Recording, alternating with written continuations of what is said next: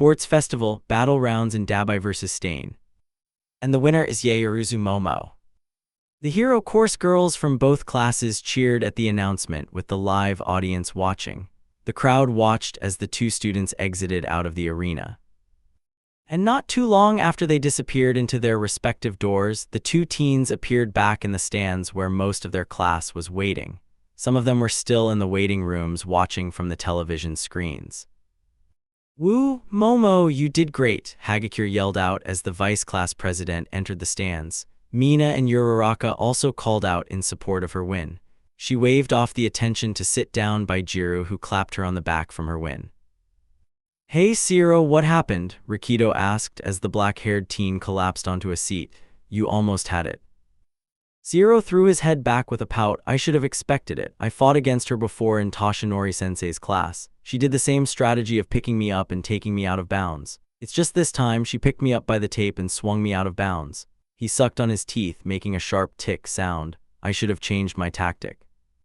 Shoji nodded, making one of his limbs into a mouth to respond. "Yeah, you should have, but you will do better next time as long as you learn from your past mistakes." "Thanks, Shoji," Siro replied softly, leaning back in his seat. "Who's next again?" "I am," Kaminari grinned before his smile fell. "Oh right, I gotta get down there. Bye guys." They all waved off the blonde teenager who was almost tripping down the stairs in a hurry to get back down to the waiting rooms. Iida and Izuku were sitting next to each other as the rest of the class debated on how well Kaminari would do. Iida looked at Izuku, pressing his glasses up his nose bridge. "So, thoughts?" "As far as I know, he is going up against Mono Manito," Izuku replied to his friend. "And given the fact that I am friends with both of them, I won't root against either of them." "But who will win?" Iida prodded his friend, knowing how Izuku was holding back. "Monoma if he copied the right quirk or quirks," Izuku answered right away, leaning forward in his seat. "Kaminari might have a chance if Monoma didn't copy a quirk that would let him block or get away from the electricity. But knowing Monoma, there is a high chance he has come prepared." Izuku paused when Present Mike's voice came on the speaker to announce the next round will be beginning shortly. Iida said, "It looks like we will both find out soon." From the hero course, an electrifying teen with the shocking power to prove it, Kaminari Denki. Also from the hero course, an extraordinary copycat you won't find just anywhere, Mono Manito. "Hey Kaminari, do your best, dude." Kaminari gave them a double thumbs up while walking backwards up to the battle area. Siro whooped right as Kaminari stepped inside the circle, waiting for the battle to start. The class watches as Kaminari and Monoma stare at each other from across the area before midnight calls out for them to start. Kaminari immediately rushed out to the middle and divulged a long-range shocking attack that went up to 2,000 volts. Class 1A watched as the electronic currents were quickly blocked off by a mound of vines growing rapidly from Monoma's head until it became a shield. And they all watched as the electric currents didn't affect the green vines. "Oh damn, he needs to get around that hair," Kirishima commented, moving his head from side to side to see if Kaminari was breaking through the vines, only to see him continue to struggle. "Yeah, but is he?" Takami narrowed his gaze while Dark Shadow stole some of his popcorn as they watched Kaminari struggle against the vines. Dark Shadow made a noise when Monoma loosened the vines around Kaminari, making everyone lean forward in their seats to look closer at the fight. Kaminari finally escaped from the vines as Monoma steadily approached him. The blonde was ready to deliver another shock right as Monoma's hand grew 5 times as big. The last thing they saw was Kaminari's expression fall right before Monoma slapped him out of bounds. "Kaminari Denki is out of bounds. Mono Manito wins," Midnight announces as Present Mike yelled over the microphone about the win. Izuku clapped as the rest of the Class 1B stands cheered loudly at Monoma's win. Monoma walked back to his area as Kaminari struggled to his feet to return back to his own tunnel.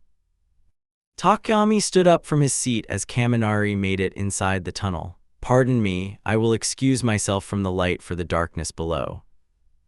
"No problemo, dude," Kirishima called out with a wave. The rest of the class wished him good luck as Takami traveled downstairs to wait in the rooms. Kaminari arrived at the stands a few minutes later with a mildly dazed expression. Are you all right? Siro frowned. You're not in yay mode right now. Not yet, I'm all good, Kaminari replied slowly, sinking down in a seat nearby Siro and Ajiro. He turned to Ajiro with a slow-forming grin when he saw his tail perched on the seat between them. Ajiro, your tail looks so fluffy. Do you condition it? It's so fluffy. Ajiro looked between him and his tail. Yeah, I do. Are you absolutely sure you don't need recovery, girl? You look kind of out of it. Kaminari waved off his worries with a smile. Just give me like 10 minutes, this whole thing. He interrupted himself with a yawn. We'll be gone by then anyway. What conditioner do you use?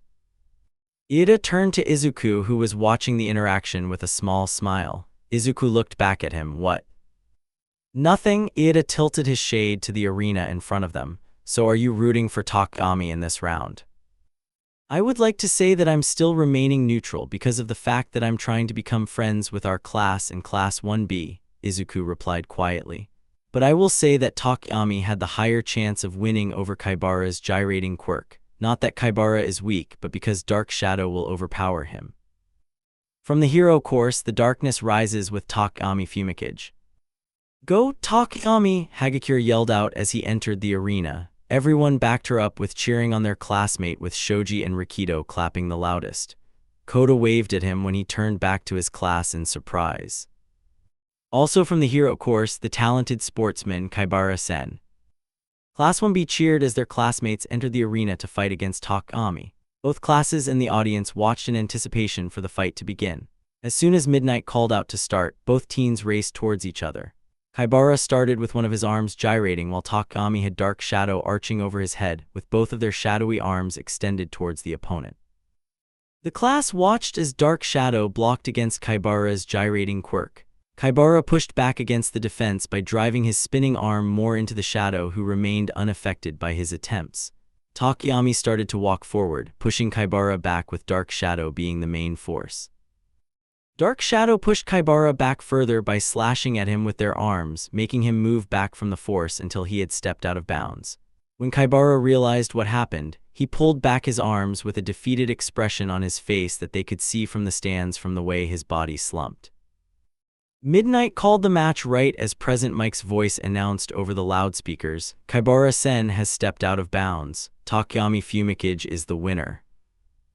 I wonder what Shoto is talking about, Izuku commented as Takami started to walk back to their tunnel.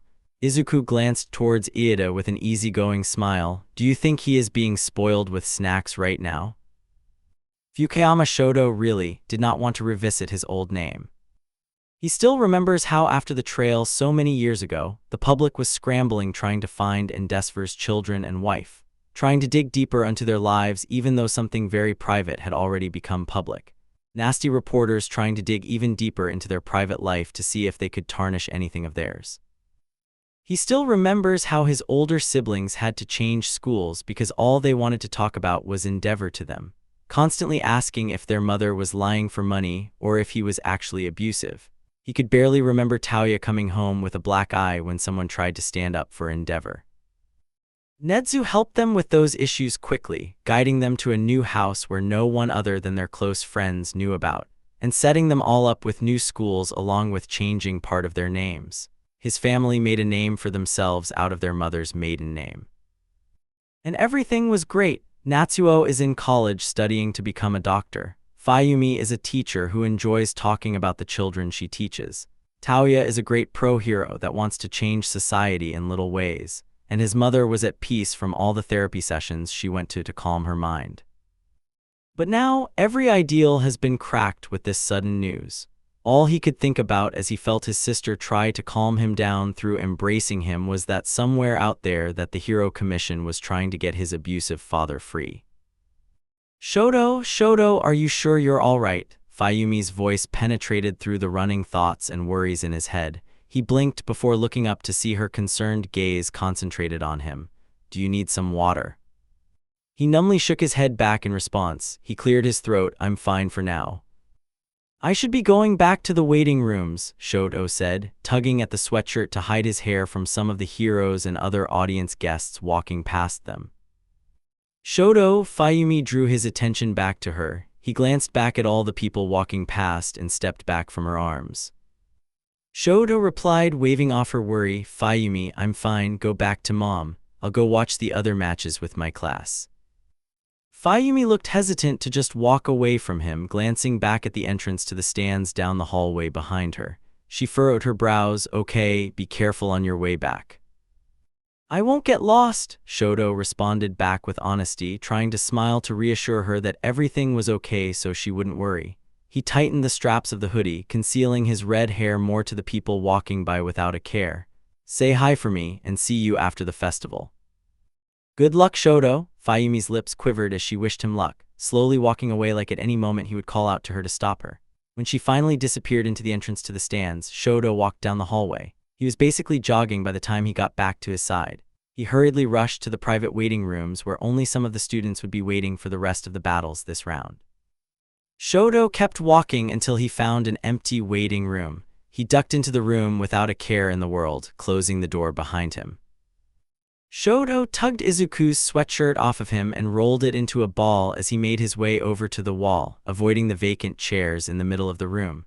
He stopped in front of the back wall, turning around to lean back against it while he breathed in deeply. The cool tiles relaxed his skin briefly until the true severity of the situation started to invade his mind. Shoto slid down the wall while he clutched into the cloth in his hands like a lifeline. He landed on the floor with a thump as the cold tiles against his back felt even colder. Shoto breathed in and out, the warm breath escaping his lips, forming more of a vapor into the air. If he gets out, will our old names be exposed? What's going to happen to Taoya when he would need to interact with him? Natsuo would be hunted down by his classmates while Fayumi's students ask a million questions. Mother, Shoto's thoughts raced through his mind as he started to choke on his own breath. Too hot, can't, Shoto panted, clutching harder onto the hoodie while ice started to cast down his arm to try and cool him down. It's too hot. Shoto's thoughts continued as his ice continued to provide some comfort. Do the heroes in the audience already know? Are they waiting for me to come out? Have they made the connection back to us already? Briefly, before his thoughts started to cloud his vision, he wondered if the room had been as cold as it was when he stepped inside. He ducked his head into his arms where the hoodie provided him with the only comforting warmth as the rest of his body felt like it was on fire yet frozen at the same time. The next battle was between Tsuburaba Kohei and Shinso Hitoshi. Izuku called that Shinso was going to win as soon as he walked into the arena since Class 1B had no idea what his quirk would be. And just like that, Tsuburaba was tricked into answering a question when he was running towards Shinso. In less than a minute, the round had ended with Shinso as the winner when Tsuburaba walked out of bounds. Izuku swung his legs happily when Shinso's win was announced to everyone. I hope he gets internships. I bet Aizawa could help him or other underground heroes. His quirk would fit nicely with the underground scene better than the dayshift heroes, Ida agreed before looking back at the stand's entrance. Shouldn't Shoto be back by now? Maybe he is still talking with her, Izuku suggested lightheartedly. Like maybe getting some frozen lemonade at those stands outside or some takoyaki. Ida looked out to the audience and spotted 3 of Shoto's family members in the seats, but I believe I see them all back in their seats. Izuku whipped his head towards the stands to see Fayumi and Rei sitting next to each other with Natsuo being on the other side of Rei. Then where is he? Izuku questioned mostly to himself while he looked at the faraway seats of Shoto's family. He furrowed his brows before turning to Ida as he stood up from his seat. Ida frowned. Let's check the waiting rooms. Maybe he is waiting down there. The next battle will be Kirishima Ijiro versus Tetsu. Yeah. Ida nodded back at him, following Izuku's lead by standing up and exiting the stands quietly while the rest of their class talked with each other. Both of the teenagers strided down the halls, peeking inside rooms to try and find Shoto. Hello, Izuku opened the door quietly to see Bakugo's reclining in the plastic chair with his legs on the foldable table. Bakugo yelled out, "Ha!" Oh sorry, Bakugo, good luck in your fight, Izuku smiled before shutting the door again, ignoring Bakugo's voice rising from inside the room. He could barely make out Bakugo furiously questioning why he wished him good luck. Izuku kept walking until he caught up with Ida, who had no luck finding him either. Together, they continued to walk further into the hallways to find a single glimpse of red and white hair. He must be around here some where, Ieda's voice pitched as he suddenly slipped. Izuku reached out to grab onto Ieda's arms and steady him before the other could tumble onto the ground.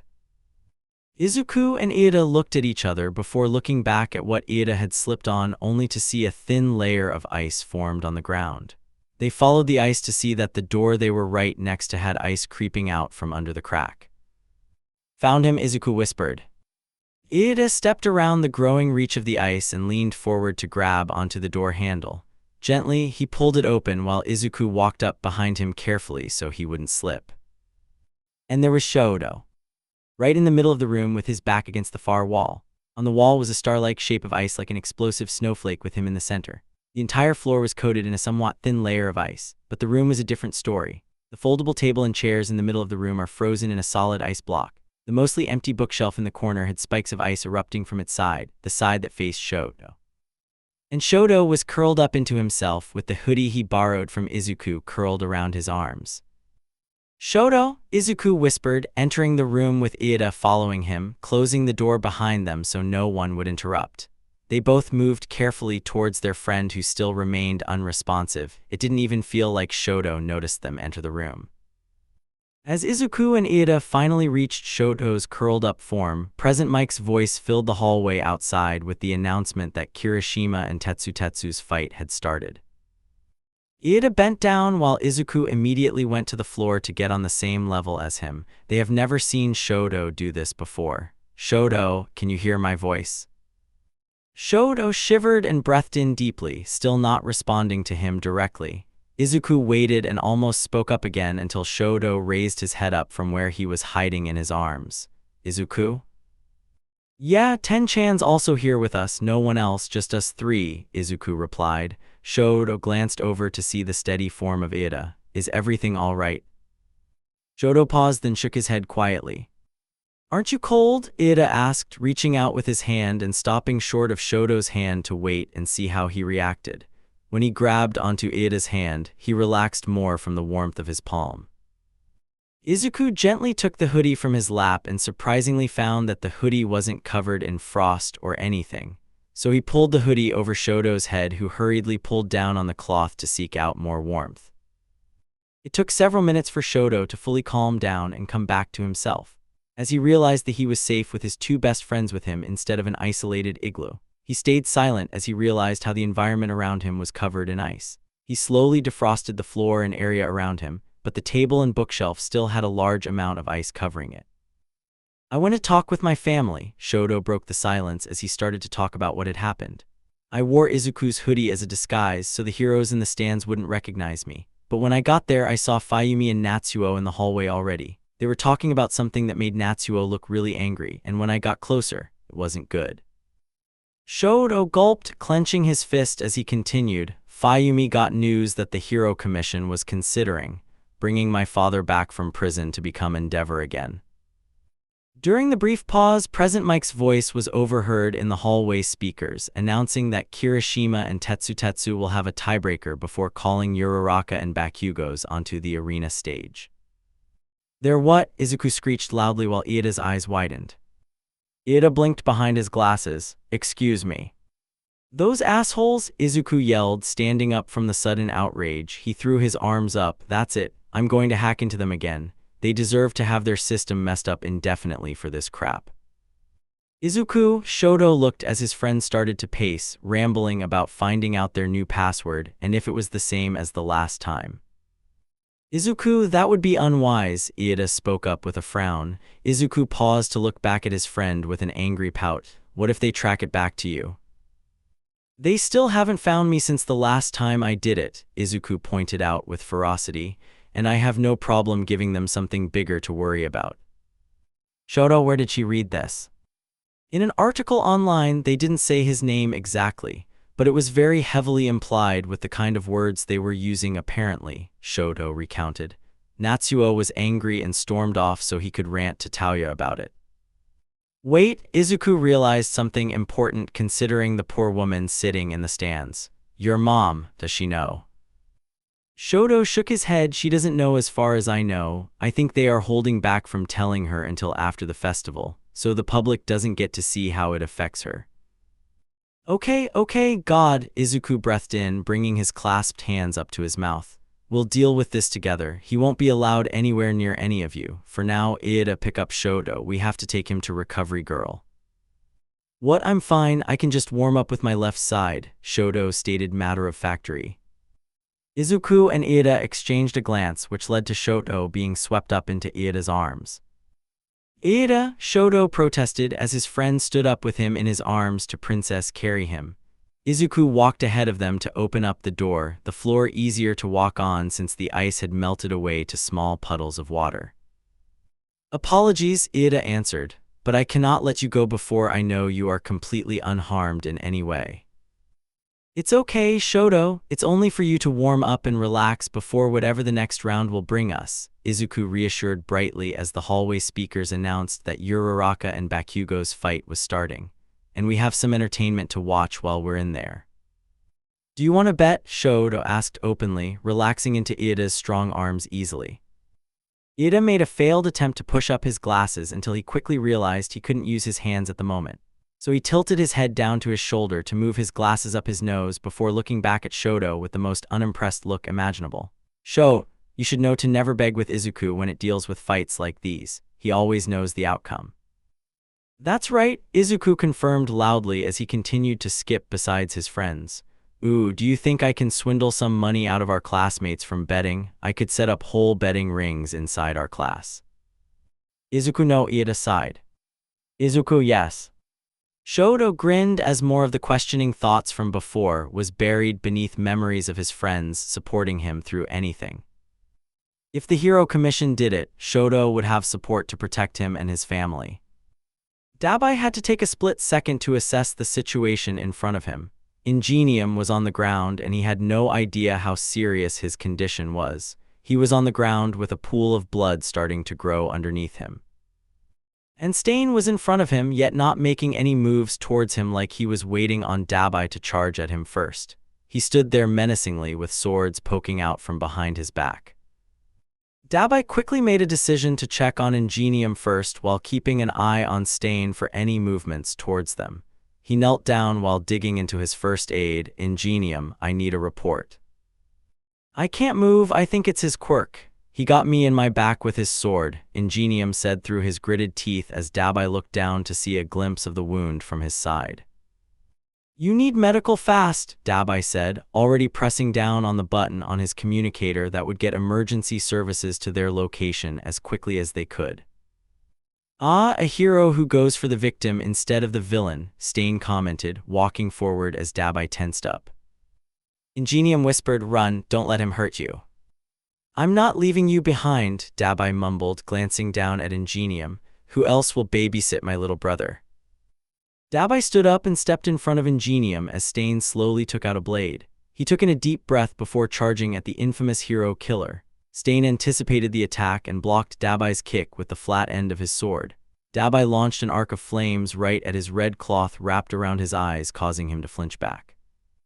Can you tell me why exactly are you doing this shit? Dabai questioned as he jumped away from Stain's warning sword slash, glancing back to make sure Ingenium was still okay. He fiddled with a pouch on his belt, making a clear liquid drip out from behind his back. He ran to the side to dodge Stain's sword only to run to the other side. Do you just want to kill every hero that made fun of you for having no nose? Stain looked at him unimpressed with his comment as he continued to slash at him with his swords, dodging Dabai's attempts to hit him with his fire. Dabai continued to check on the liquid pouring into the ground, grinning when he noticed it was all emptied out. I only take down the pro heroes unworthy of holding the titles, the ones who are only acting for fame and money, Stain recited, licking his dry lips as he explained. Do you take requests? Dabai quipped back before unleashing a wave of fire that ignited from the liquid he dripped onto the ground during the fight. He smirked as it formed a flaming wall that separated him from Stain, and most importantly separated Stain from getting closer to Ingenium. He cursed as he patted down the flames that caught on his own clothes from the flammable liquid spilling on some part of his costume. Stain watched him from behind the flames as Dabai got closer to Ingenium, once again checking on the fallen hero who was still taking deep breaths. Dabai noticed his starring and turned around with a fierce look in his eyes, ready for another fight if Stain started to charge through the blue flames. Surprisingly, Stain didn't charge at him through the flames even though Dabai knew he could.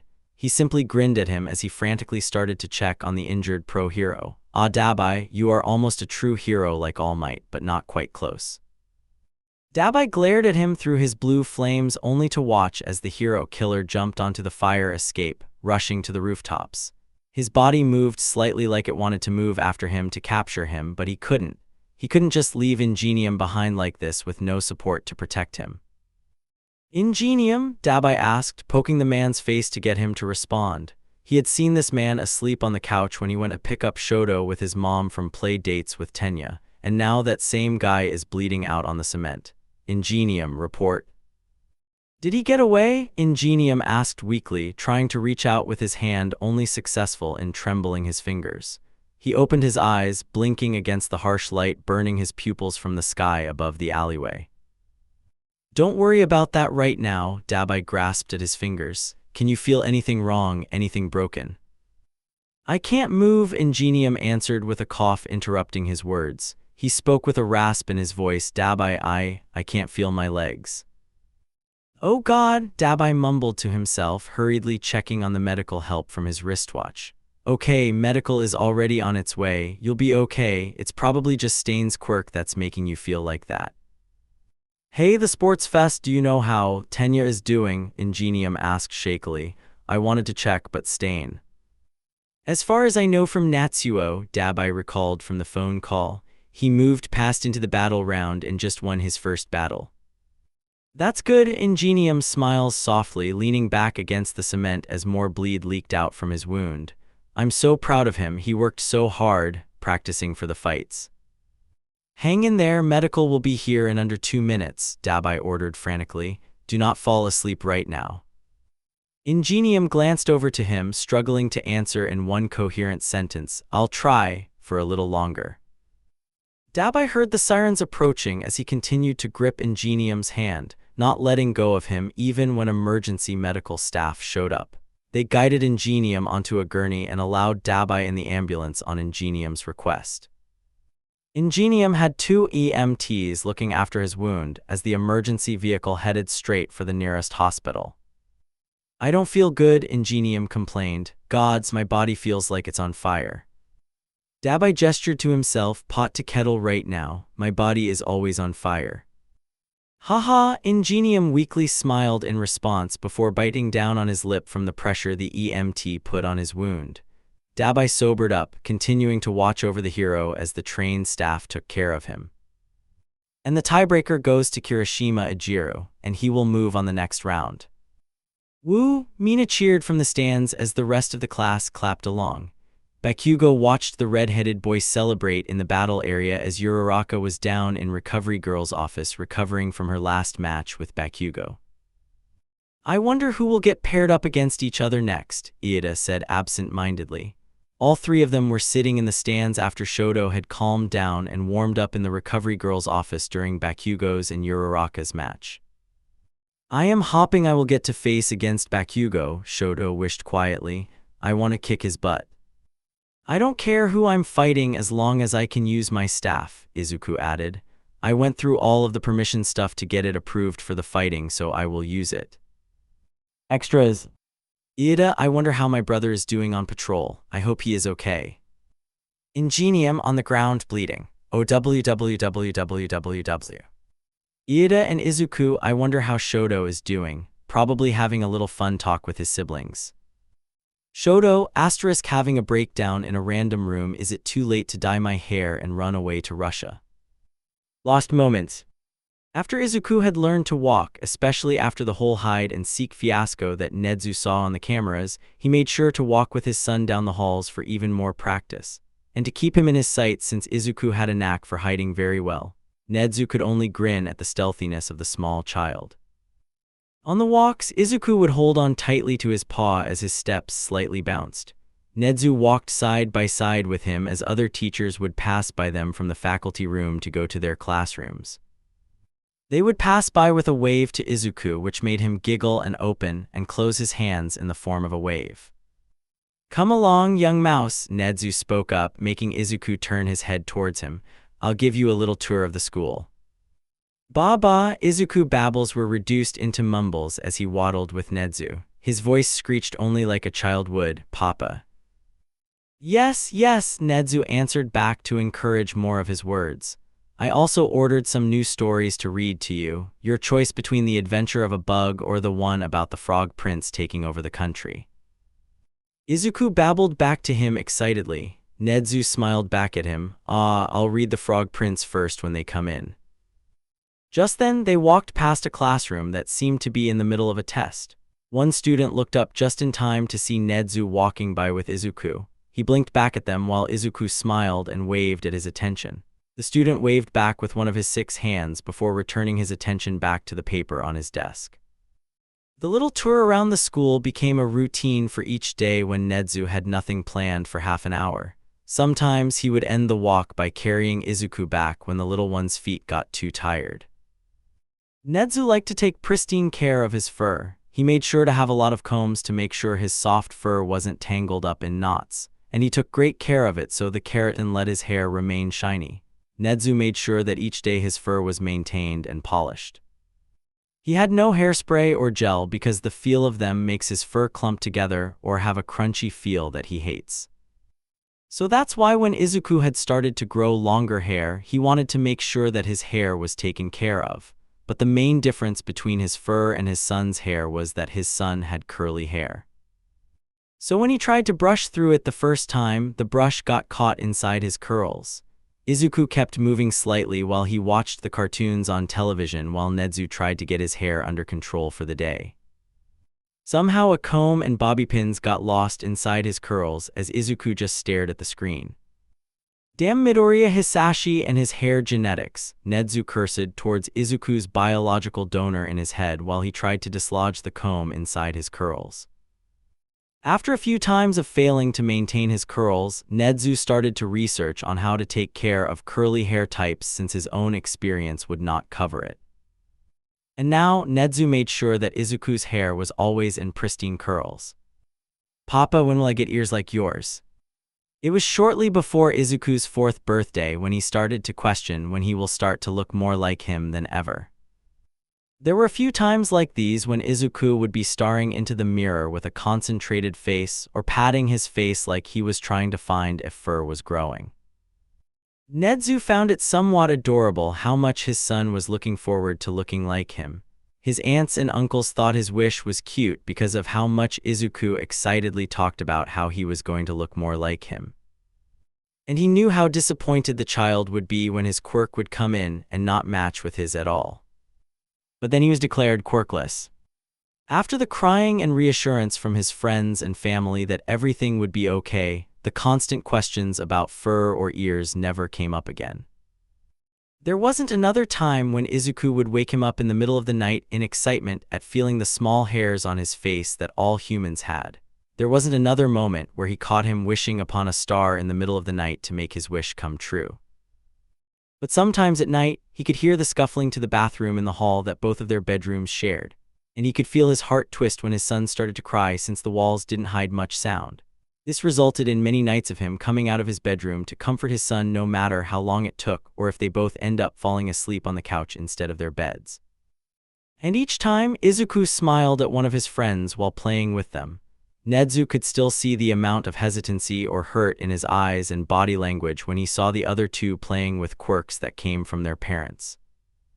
But as the weeks passed by, the hurt in his eyes started to fade away with a new determined light as he watched his friends play with their quirks. How his eyes darted between the two of them as they moved. A light in his eyes so bright that only grew brighter when Nezu had introduced quirk analysis to him when they started homeschooling. Nezu didn't mind the fact he was short. Many people were short, but when he started to go out shopping with his son and him in disguise, it started to become a problem.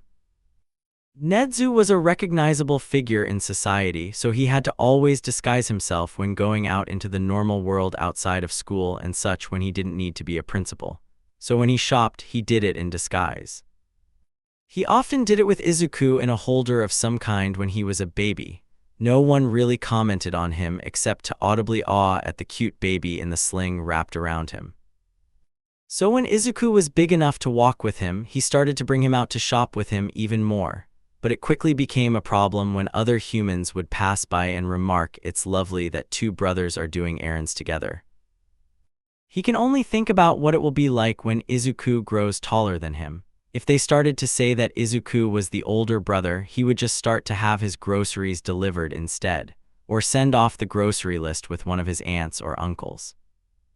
Nezu supposed that the question would come eventually. He couldn't hide the world away from Izuku no matter how much of the hidden twistedness he didn't want exposed to him yet. He especially couldn't hide any holidays like Mother's Day from him. Izuku had celebrated Father's Day with a drawn picture that Nezu had framed on the wall after hanging it up on the fridge for a week. Do I have a mom?" Izuku asked. Nezu hummed in response. He turned his head to face his son and decided to tell the truth honestly. "Yes, you did." "Where is she?" Nezu paused, wondering how to phrase it to his young son. "Your mother has passed on. You were just a small baby when it happened." "Oh, okay," Izuku said in return. His expression fell just slightly down like he was disappointed. He paused. "Did you have a mom?" Now that is a question he did not expect. Nezu thought back to the laboratory that held him and many other small animals to do experiments on. He could barely remember the white fur of his mother. He truly had to wonder if she had escaped when he did or suffered when the whole building came down from his own paws. Well, yes," Nezu answered to his son, who was still looking up curiously at him. "I wouldn't be here if I didn't have one, but I don't remember much of her since I got separated from her early in my life. I don't know whether she has passed on or not." Izuku walked closer to him and rested his head on Nezu's chest. "Are you sad?" "No, I wouldn't say that I am," Nezu replied. He hadn't really thought about trivial things like his mother or what might have been his family. "I have you as my family, so I'm not sad at all." "Me either," Izuku smiled at his father honestly, hugging him close. Nezu's arms circled around him to hold him. Nezu didn't think that replying that he never had a birthday party would result in this. Okay, he was lying. There was a possibility that this would happen since this is how Izuku is. He had to pretend that he didn't see his son whispering to his honorary extended family or his friends about what he was planning. But it was very enjoyable to test how well his son was able to lie. "Why do you have streamers?" Izuku's voice pitched up. "For a school project."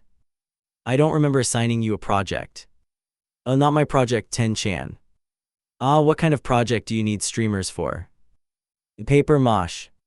He will need to teach him how to lie better while he grows up, specifically on mastering his body language and his eye contact. When it was finally time, it was quite obvious from how wide Izuku's smile was as he started to come up with excuses to get him out of his office. He followed after him as they entered an empty classroom only to be met with a sudden cheer of congratulations. Inside the room was a small gathering of people which were just the people in Izuku's extended family. Aizawa, Yamada, Kayama, Ida, and the Fukuyama family with both of Izuku's friends. And when he was given a small hoard of gifts, he kept a smile on his face. His grin grew with Izuku cheerfully laughing in the air around him. He didn't know what he would be like without his son. He could only imagine it would be empty and devoid of interactions like these. Either way, he was glad he got to experience these moments with his son. Bonus. "Have you seen Izuku?" Hisashi asked, walking towards his friends with a concerned look written across his face with his sunglasses covering his eyes. "I checked the room, but he is gone." "Are Ida and Shoto still there?" Aizawa asked. "No," Hisashi hummed. "They might be with Izuku." Ida responded, "Well, let's try and find them before." Yay! They all turned their heads to see three children on a piece of scrap plastic that they must have taken from the support class. Shoto was shooting ice in front of them while Ida was running behind the metal, pushing them all forward. The friends watched as the toddlers rushed towards them like they were in a racing tournament against no one else in the hallway.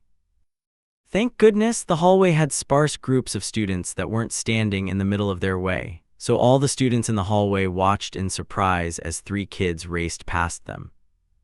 Izuku shouted as the small trio passed by them, sledding down the hallway.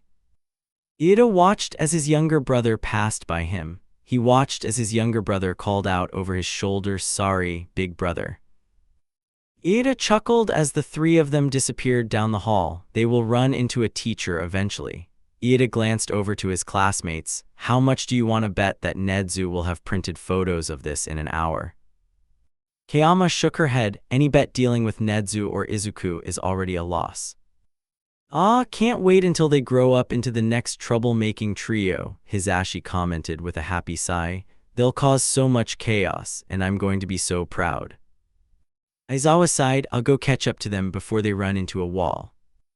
Not even half a second later, they all heard a thump further down the long, stretched hallway. Aizawa's eyes widened before taking off towards the sound, while the other students around looked at each other like they were unsure on whether they could help or not. Oh, too late, Hisashi replied while Iida winced at the sound. They all took over jogging down the hall after Aizawa to get to the kids. When they got the three back to Nezu's office, the principal was there with the security footage on his computer being copied onto a flash drive. Don't worry, next chapter of Sports Fest arc will be up sometime before end of month. School is hitting hard, 18 credit hours. If you have any cute Dadzu and Son moments, put them in the comments. Heading into finals. Iida walked down the hallway with the light at the end from the outside greeting him and guiding him to the area. As soon as he entered, the audience cheered while Present Mike announced over the speaker. These next competitors are both from Class 1A, Present Mike's voice shouted over the speakers. From one side, Iida Tenya approaches the stage quickly, and from the other, Takayami Fumikage marches in with the power of darkness. He looked up to see his rather quiet and rooting classmate matching his gaze from the other side of the battle area. Takayami silently met his gaze with no other reaction other than dark shadow sliding up his arm to snap their beak at him sharply. Midnight's voice called the start of the fight after Present Mike finished his announcement. Iida set his face into a fine line as he bent his knees, his engines starting up as dark shadow whipped around in the air.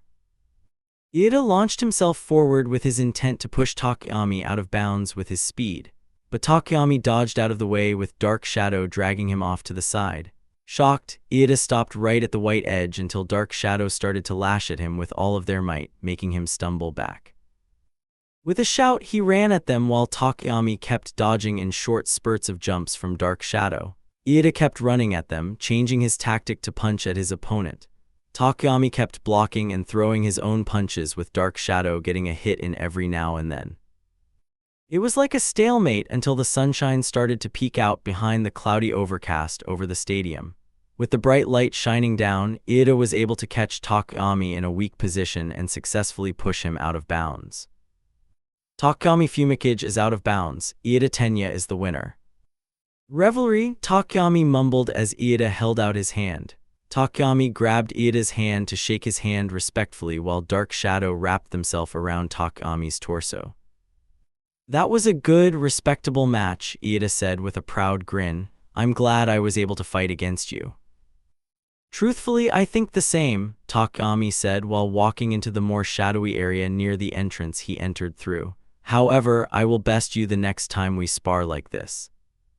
I look forward to it, Iida waved as Takayami retreated back into the darkness in the awaiting hall compared to the sunny arena.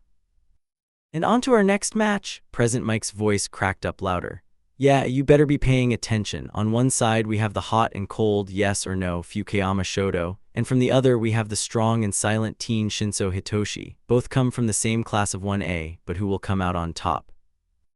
Shoto walked up to the center of the arena with Shinso waiting across from him. He glanced behind him up to the stands to see a spot of green hair in the seats watching him.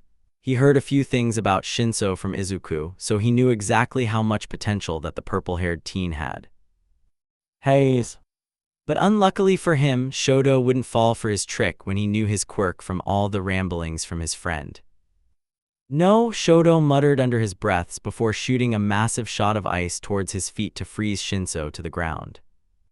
Shinso froze and couldn't get out of the way in time before being stuck. The ice covered his feet, gluing him to the floor of the battleground. He clicked his tongue at the ruined chance of winning the fight. Midnight called out, "Can you move, Shinso?" Shinso shook his head with a frown in response, which made Midnight call out that Fukuyama had won the battle. After the call had been made, Shoto rushed over to the other side with a fire burning in his palm. Shinso waited with his arms folded as the other teen jogged over to him. "Please hold still," Shoto announced before being down to melt down the ice holding him down. Shinso stepped out of the half-melted puddle as soon as he could. Yeah, Shinso waved him off with a bored expression. "Can't really do anything much now." "I thought you did well in previous rounds," Shoto began, glancing back at the stands. "If it were anyone else not in our class, I'm sure you would have succeeded." Shinso shrugged, "Or I could have been paired with someone that I would just irritate enough to get them to respond." Shoto spotted the blonde hair sitting amongst the stands when Shinso said that line. Many people fit that description. "Such a shame I got the mostly quiet one, huh? That's just my luck." Shinso kicked at the last bits of ice in the puddle in front of him. He had no idea what he would have said to make the other mad enough to replicate the same reaction from the first day he walked into class. He sighed, "Anyway, see you back in the stands, Fukuyama." "Yeah," Shoto responded before walking back to his own side to exit the arena. It wouldn't be long until he would see how well his friend would battle against the student from Class 1B. Straight from Class 1A, Midoriya Izuku. Izuku walked onto the battle arena only to hear multiple cheers from his class section. He turned around to see Shoto and Tenya waving at him from their seats. He smiled up at them, turning around and walking backwards to return their wave happily. He smoothly turned back around, not stumbling in his stride as he moved to the indicated position. And walking up to the stage, from Class 1B, here he is, Monoma Nito. Izuku greeted Monoma with a wave as Class 1B shouted in their seats for him, cheering him on in the competition. "I've been waiting for our fight," he cheerfully told Monoma as midnight started to count down. "Ah yes, I see you came prepared with that staff in your hands." Monoma looked down at his hands to the staff clutched inside his first. "That is, regulated, right?" Right as midnight called time to begin the match, he answered with a flick, opening the staff to its full length. "Don't worry, I got permission since I made it myself. It's fully allowed." "Interesting," Monoma commented right as Midnight's voice called time for the match. He knew that his opponent might have copied someone else's quirk before he walked into battle. It was only the question of who he would have copied, and when Monoma started to run at him with gyrating hands, he got his answer. Izuku dodged to the left as Monoma aimed for his right, swinging his staff at the Class 1B student only to be mildly shocked that Monoma created a solid air block from sharply blowing towards him. Monoma met his eyes with a smirk. "You think I only came to the fight with one quirk under my belt?" "I must say that I am pleasantly surprised," Izuku returned, jumping back with a swirl of his hand to twirl the staff in his hands. He grinned at the blonde, "And now I am even more interested in seeing how this match will go." Monoma's quirk worked on a time limit, so all he needed to do was either wait out or defeat him before it. His answer was given to him when Monoma started to charge at him again with his left hand spinning widely like a drill. Izuku is going to tire out his opponent until he can easily secure his victory. With his strategy planned out, he started to dodge Monoma's attacks, running away from him before he would be able to land any hit on him with his gyrating punches. The solid air blocks were a bit harder to dodge, but with his staff to help him, he was able to get away fast. As he dodged and dived out of the way for minutes, Monoma's swirling hands started to slow down in pace. Izuku watched as Monoma looked down in panic when the hands slowly came to a stop, and with that look of panic, he knew that Monoma's time was officially out. Izuku grinned as he circled his staff in his hands and walked towards Monoma steadily. "Guess it's just you and me fighting quirkless now." He threw a punch which Monoma caught in his hand. Izuku watched as Monoma's eyes flickered between his hand and his face. With another word between them, they started to fight hand in hand. They moved with each other as Izuku gained the upper hand against Monoma, pushing him towards the white line as he punched him. Izuku ducked out of Monoma's reach and swept the other's leg to make him fall back. He heard Monoma's frustrated yell since he had fallen right behind the line as Izuku stood back up. Monoma Nito is out of bounds. Midoriya Izuku wins. "I just know that you caught the attention of some of those sponsors," Izuku said, tilting his head towards the sponsor's booth at the very top of the stadium seats. He reached down and extended his hand towards the other. "They'll be fighting over you if I have anything to say about it." You're just saying that to flatter me, Monoma sighed as he took the other's hand, allowing Izuku to pull him to his feet begrudgingly. I'm serious, plus if they didn't notice you now, they will regret not picking you sooner. Your quirk can help out a lot more than on first glance. Monoma rolled his eyes. You are just a flatterer. It's one of my many traits. Izuku pressed a hand to his chest, another one being that I'm very honest. And how honest are you? Monoma asked, raising an eyebrow at him. Izuku returned Monoma's disbelieving look with a knowing grin. You'll just have to see, won't you? Kirishima battles against Bakugo after Izuku has returned to his seat. He made sure to watch the battle to nail down any moves the blonde and redhead made for any future analysis he would make. Kirishima was strong in his defense, but Bakugo's explosions were too strong in their impact, which caused Kirishima to lose since the blows caused him to slip out of bounds. As Bakugo's name was announced, he had a victorious smirk on his face with his hands still smoking lightly from the explosions. Right after the two had left the stadium, Present Mike announced that the judges were putting together the matchups for the semi-finals coming up. Who do you think will be paired together? Shoto asked, leaning forward in his seat. I'm not entirely sure, Iida answered. He hummed, do you think they will draw random lots? Who knows? Izuku hummed with a bright grin on his face. I mean it will be just us three and Bakugo going into the second to last round. Shoto's eyes twinkled. I wonder which one of us will get to put him in his place. With a crackle of static, the speaker came on with Present Mike announcing, and into the second to final battle stage, Fukuyama Shoto versus Midoriya Izuku, and Bakugo Katsuki versus Iida Tenya. Izuku looked over only to stifle a laugh at the pout on Shoto's face. No doubt he was disappointed he wouldn't be able to kick Bakugo's butt. Shoto turned to Iida and patted his shoulder, making the taller teen turn to his friend. Beat him, Iida, I'm counting on you. Iida nodded at his friend's sincere request with a determined expression growing on his face. I'll do my best to defeat him. From one side, Class 1A's own hot and cold hero in training, Fukuyama Shoto. And from the other side, Class 1A's analyst Midoriya Izuku. Shoto called out to him as Midnight announced over the speakers that the battle was about to begin. Hey, you ready for it? You bet, Izuku grinned back. And right on Midnight's mark, the two friends hurried towards each other with Izuku wielding his staff and Shoto enclosing his fist in a layer of ice. With quick thinking, Izuku cracked his staff against Shoto's ice-covered hand, using the hit to dodge to the other side. He twirled around before striking his opponent against his side. I should have known you were going to do that. Izuku swirled his staff. You never know my next move when I have a weapon in my hand. It's better than the airsoft gun that Snipe got you, Shoto remarked, pushing him back. You are a lot more scared with that in your hands. Just wait until I get a paintball gun. This fight is extra interesting. Present Mike lowered his voice like he was whispering a deep secret into the microphone.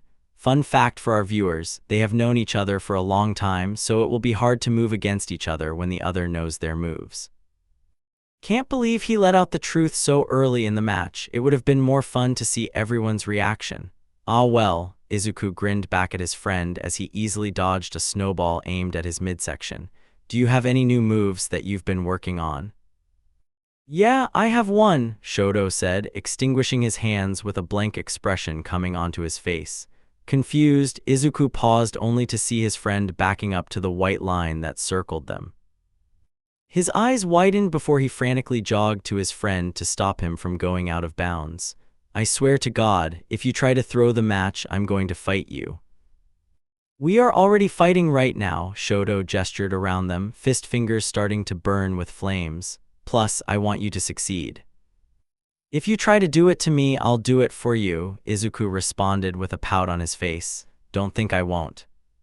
Shoto gasped dramatically, his fingers extinguishing again. Don't you dare. Try me, Izuku narrowed his gaze. Sho, you deserve to be in the finals. We both know how strong you are. And so what? You are the smartest one out of the three of us, Shoto argued back. If anything, you should go to the finals. Don't you want to win? Yes and no, I want to win, but I also want you to win. Izuku looked at his friend with a bewildered expression. Besides that point, you said that you wanted to fight against Bakugo, so if he defeats Ida, you can make that happen. Correct, but that also means that you can take him down a peg even further.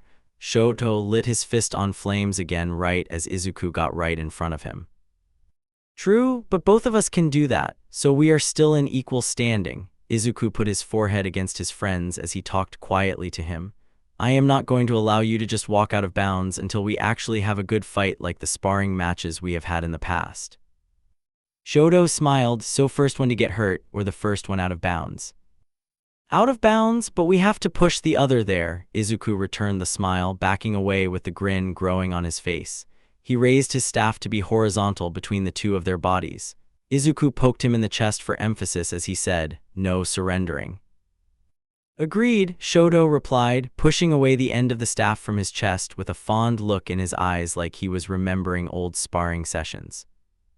I hate writing fight scenes. Anyway, new chapter could be up next week because I really want to get to next arc so I can write more angst. The winning trio. It wasn't long in the fight before Shoto froze the entire floor in a thin layer of ice. Izuku immediately started to put distance between him and his friend as Shoto built up icy obstacles all around from spikes to flat rocks. Izuku decided to copy Mina's move in the earlier battle to skate across the ice. He used his staff to vault over an ice chunk, blocking his way only to duck when a ball of fire launched right over his head. You have to be quicker than that, Sho, Izuku called out, jumping through the air onto another ledge of ice, sliding down with throwing waves of fire aimed near him to throw him off his course. Shoto glared at him before Izuku felt a warmth grow from the bottom edge of his gym shirt. Izuku skated until he slammed back into an icy spike, losing the ice to stop the small flame from spreading.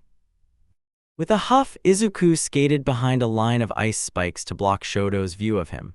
Almost immediately, he felt rushes of flames that started melting the spikes so Shoto could see where he was. Every 2 spikes he moved past, 1 spike melted down behind him. If he slowed down, Shoto would be right on top of him.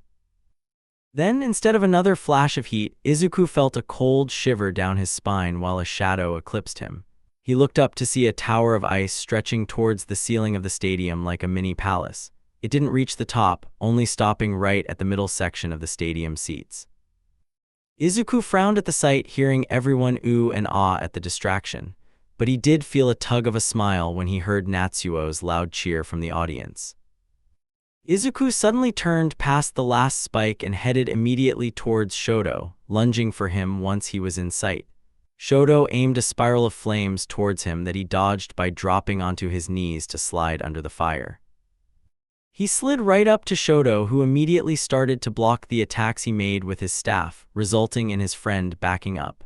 Shoto evaded most of his attacks until Izuku managed to stomp his staff into the ground, vaulting his body onto his friend. Shoto fell backwards onto a pile of melting ice that broke into pieces when he landed.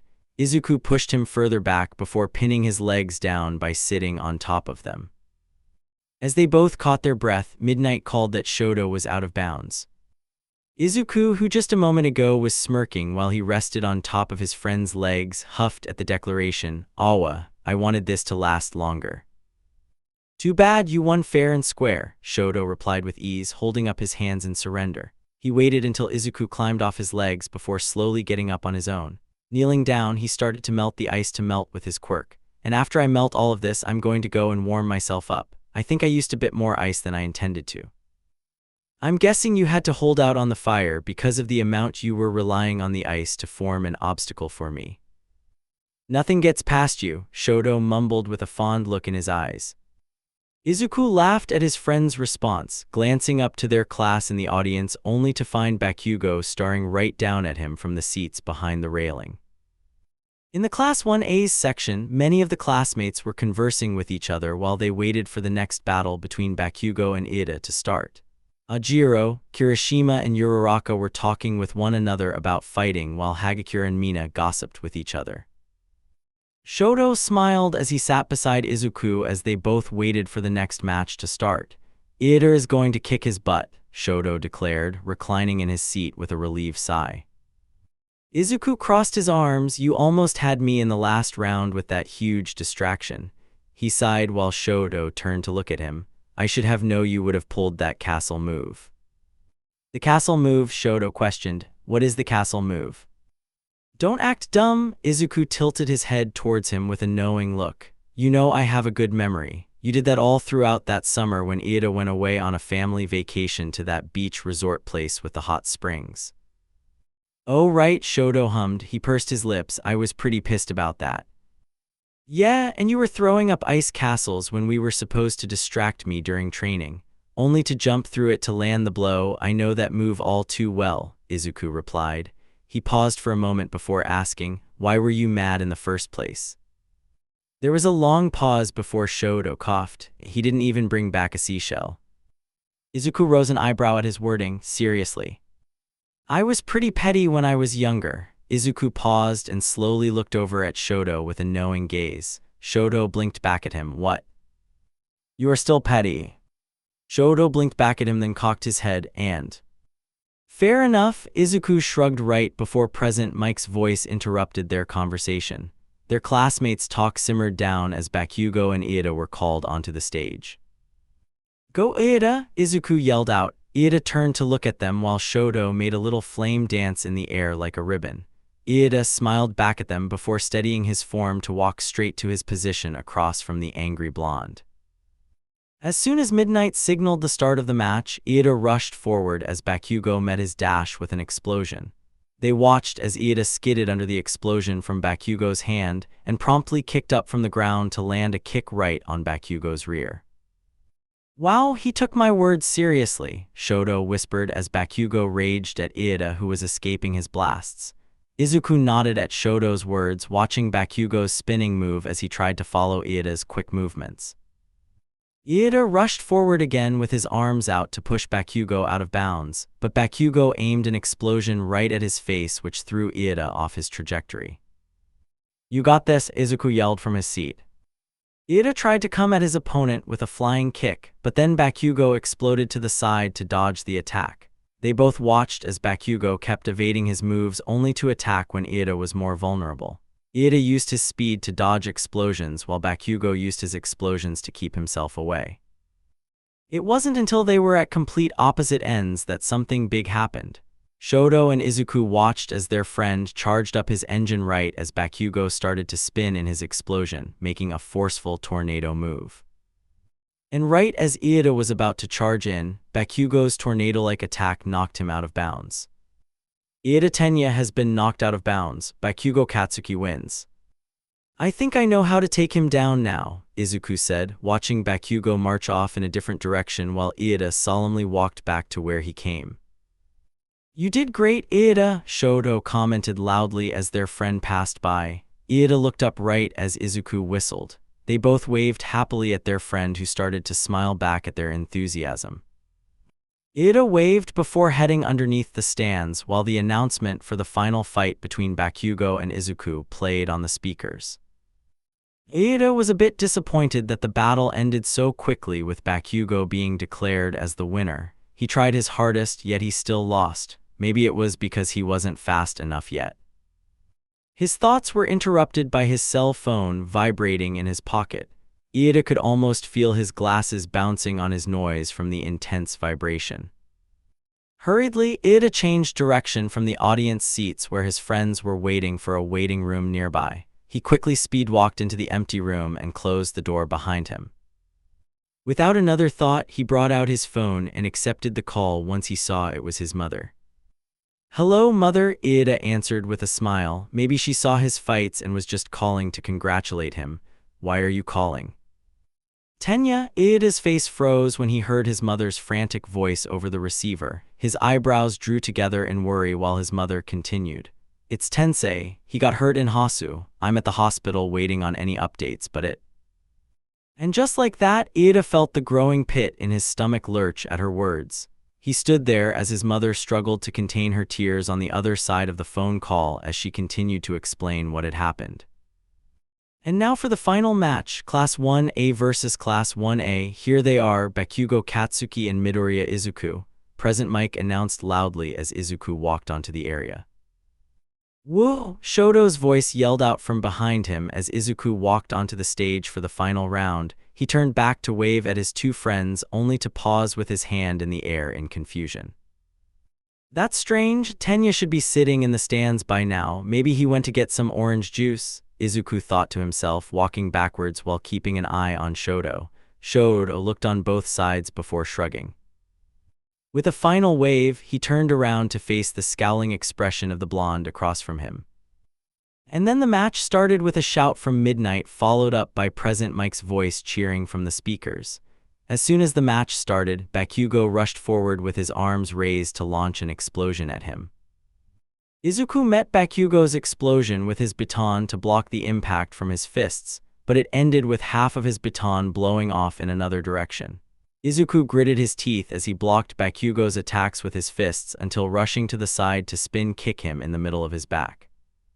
He rushed to his fallen baton piece to collect it just in time to dodge another explosion by the fiery blonde. Hey, quick question, does winning mean that much to you? Izuku asked as he twirled his broken baton in both of his hands. I'm going to show them that in the best way. A small explosion happened between the two, making Izuku jump back.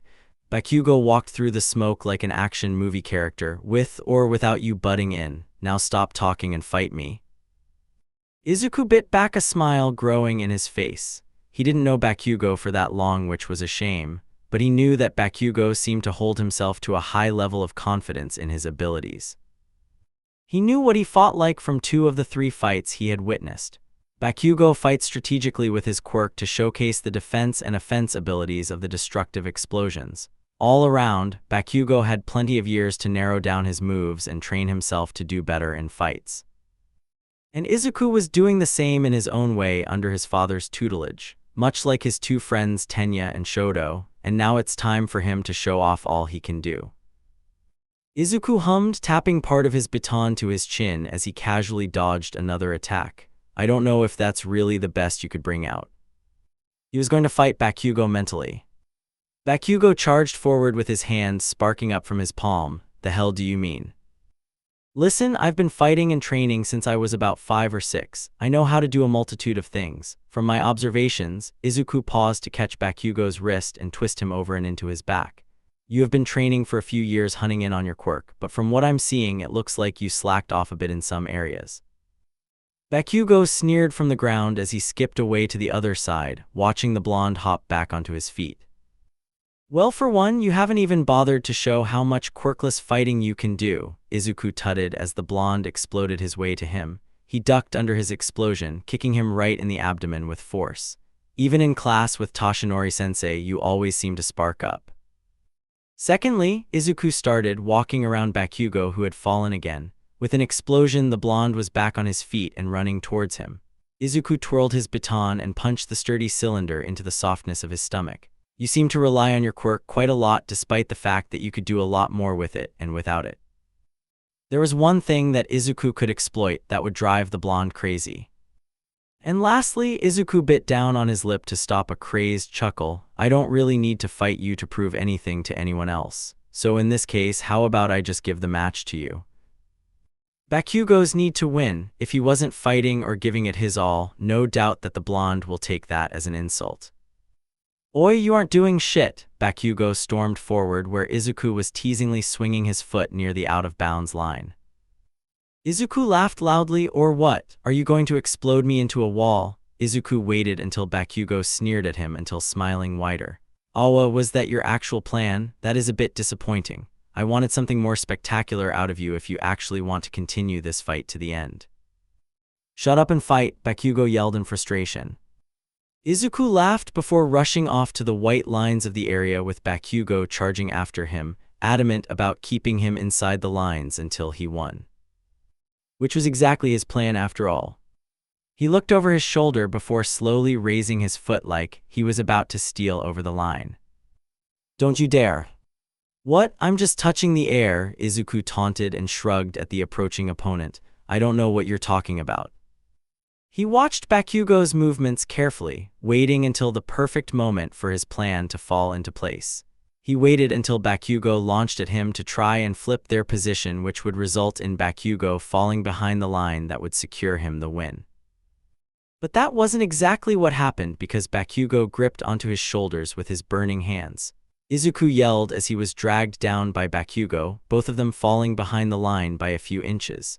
They both landed with a thud while Midnight screamed something about showing the replay on the monitor. Izuku blinked while Bakugo coughed as the monitor screen started to play footage to find out who had landed first to declare the winner. The footage played on the screen in slow motion, highlighting their expressions on the large television. Izuku could almost hear some restrained laughter from the Class 1A section at the site. The footage continued until it showed how Bakugo came into contact with the ground only a second before Izuku. "Midoriya Izuku has won the round," Midnight cheered, unable to hide the little amount of excitement from her voice. You tricked me, didn't you?" "Maybe," Izuku shrugged, sitting up from the ground as Bakugo scrambled to follow him. The green-haired boy started to walk away as soon as he got up, only to be met with Bakugo following after him quickly. "The round is over, matching children. It's time to rest," Midnight called out as Bakugo and Izuku started to engage in another fight, as the audience looked confused on whether to keep cheering for the encore fight or to remain silent. "But it's fun to have a rematch," Izuku argued loudly until Midnight, trying to convey that he was all right with the unexpected situation, especially when he knew an outcome like this was possible since he spent some time poking fun at the blonde. "Ha, this is fun," Izuku said happily before frowning as Bakugo's explosion burned a bit of his skin. He glanced down at the reddening skin that matched patches of his arms and legs from all of the fighting. While he started to run away from his grasp, he noticed just how much fire damage his costume had. Ow. Izuku started to slap Bakugo's hands, striking him on his arms with his baton pieces. Cementos eventually jogged up to the area and planted his hands on the ground. When Izuku ran to avoid another light attack, Cementos built up a wall between the two. Izuku blinked at the gray cement wall that formed in front of him. Oh. A few seconds passed until an explosion made a red hole right in the middle that allowed Bakugo to jump through it. "Get over here." Izuku loudly replied before running in the opposite direction. Bakugo trailed after him, even following him into the dark tunnel with explosions propelling him forward. Midnight called after them with a sharp laugh before Bakugo needed to launch himself at his back, making Izuku fall onto the tiled floor of the dark hallway. Aizawa's voice announced over the speakers that the winners will be announced after everything is fixed. Izuku grimaced at his broken baton pieces digging into his sides as Bakugo pinned him down to the floor. He blinked up innocently at the other student holding him down.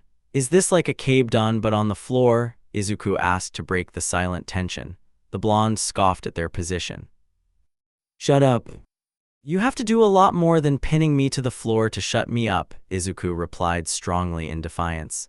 His tone shifted when he continued, "By the way, you did a great job in the fight. Those special moves were hard to keep up with."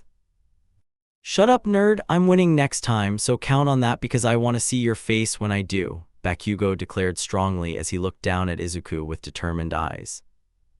"I'll look forward to that day," Izuku promised with a smile despite his broken baton digging into his back and side, and the fact he can feel the burn of some of Bakugo's attacks catching up with him.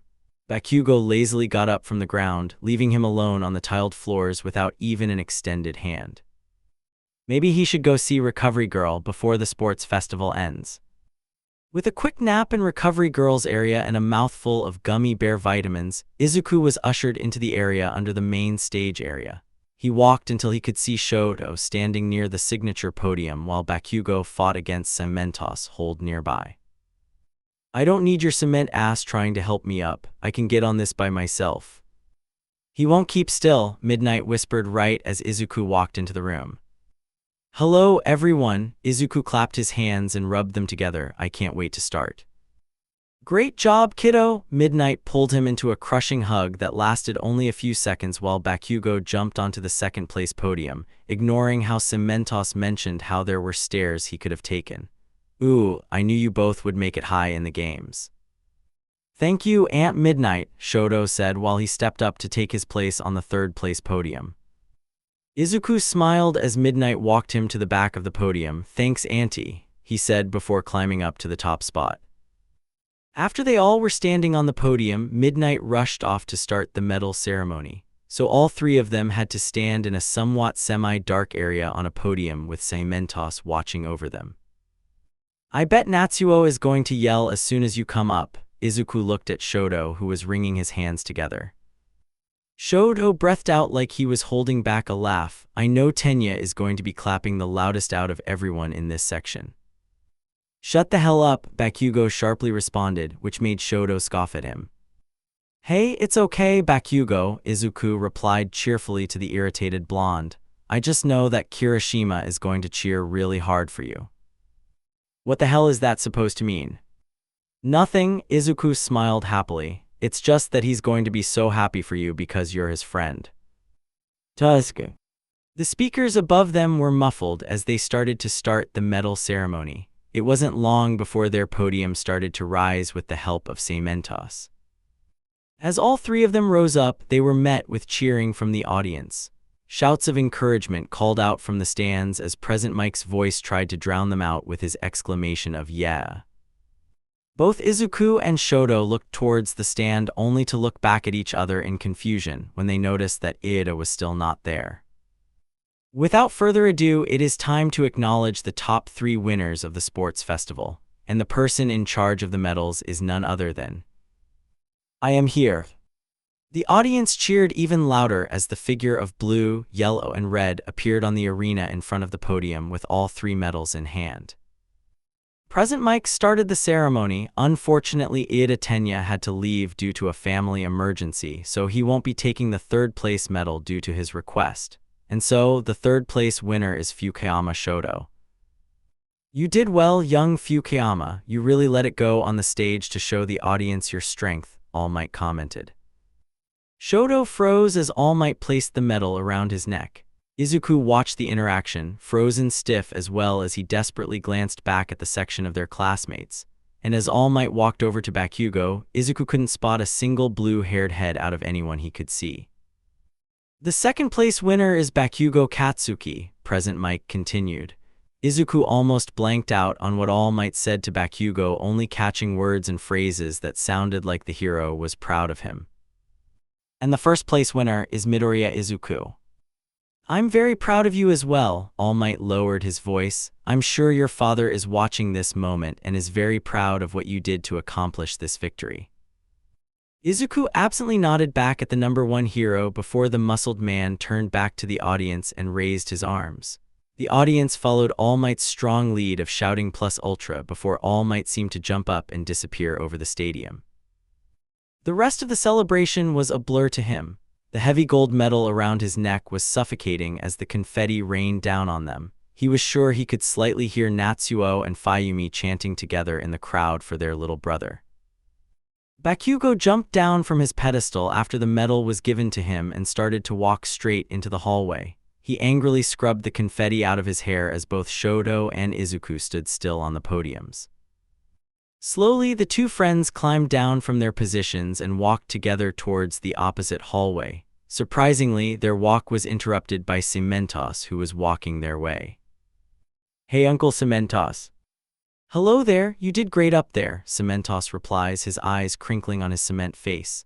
"No doubt that Nezu will be proud of you, and your family is very excited about your win as well, Fukuyama." But then he paused. "But I would appreciate it, Izuku, if you didn't fight like that when the match was already over." "Thanks, and don't worry, it won't happen again anytime soon," Izuku said. "The next sports festival isn't for another year. By the way, do you know where Iida is? He left a while ago after his match with Bakugo, and we haven't seen him since then." "We couldn't find him in the stands when we were out there either," Shoto added, "and then they announced a family emergency. What happened?"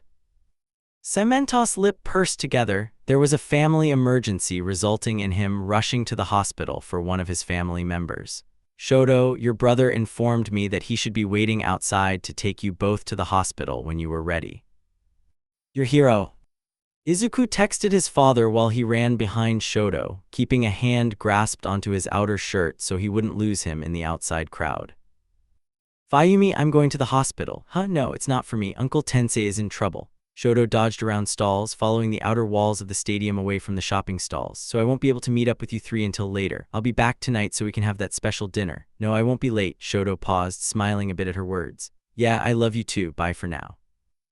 Izuku followed after him while his phone screen lit up from a smile emoji text Fro, his father. The metal around his neck thumped against his chest as they ran. My dad says okay to the trip. Taoya was waiting for them right outside on the outskirts of the stadium away from the food stalls. He stood there with his helmet propped against his hip and his bike suited with the sidecar. When they approached, they saw two helmets waiting on the inside of the sidecar. Finally, Taoya threw his arms over his head. The winning ceremony went on for way longer than I remember. What's going on? Shoto started to ask as they walked right up to the sidecar. Izuku dug his hands in to pick up the blue and green helmets inside. What happened? Something happened in Hasu. Tensei is in the hospital, so that's where we are going, Taoya answered easily as he slid on his helmet. Hop on after you get your helmets on. Which color do you want? Izuku asked, raising the blue and green helmet in his hands. He raised one helmet in the air higher than the other and did the exact same thing to the other colored helmet. I'll take the blue one, Shoto mumbled as he picked up the helmet from Izuku's grasp, sliding it over his head while Izuku struggled with his. Since Shoto put on his helmet first, he claimed the choice to sit behind his brother, leaving Izuku to ride in the sidecar. It was a long ride to the hospital, but Taoya made sure it took only half the time by breaking a few traffic laws. It wasn't too long before the motorcycle screeched as he drove right into a parking spot. All three of them took off their helmets before running to the doors of the hospital, bursting into the lobby. Time flew by as Taoya walked up to the desk and entered them as visitors to see Tensei as family and friends. Taoya grabbed their hands and took off down the hallway directly to Tensei's room. Ten-chan, Izuku breathed out as the doors opened in front of him and Shoto. Tenya's mother stepped away to reveal the sight behind her.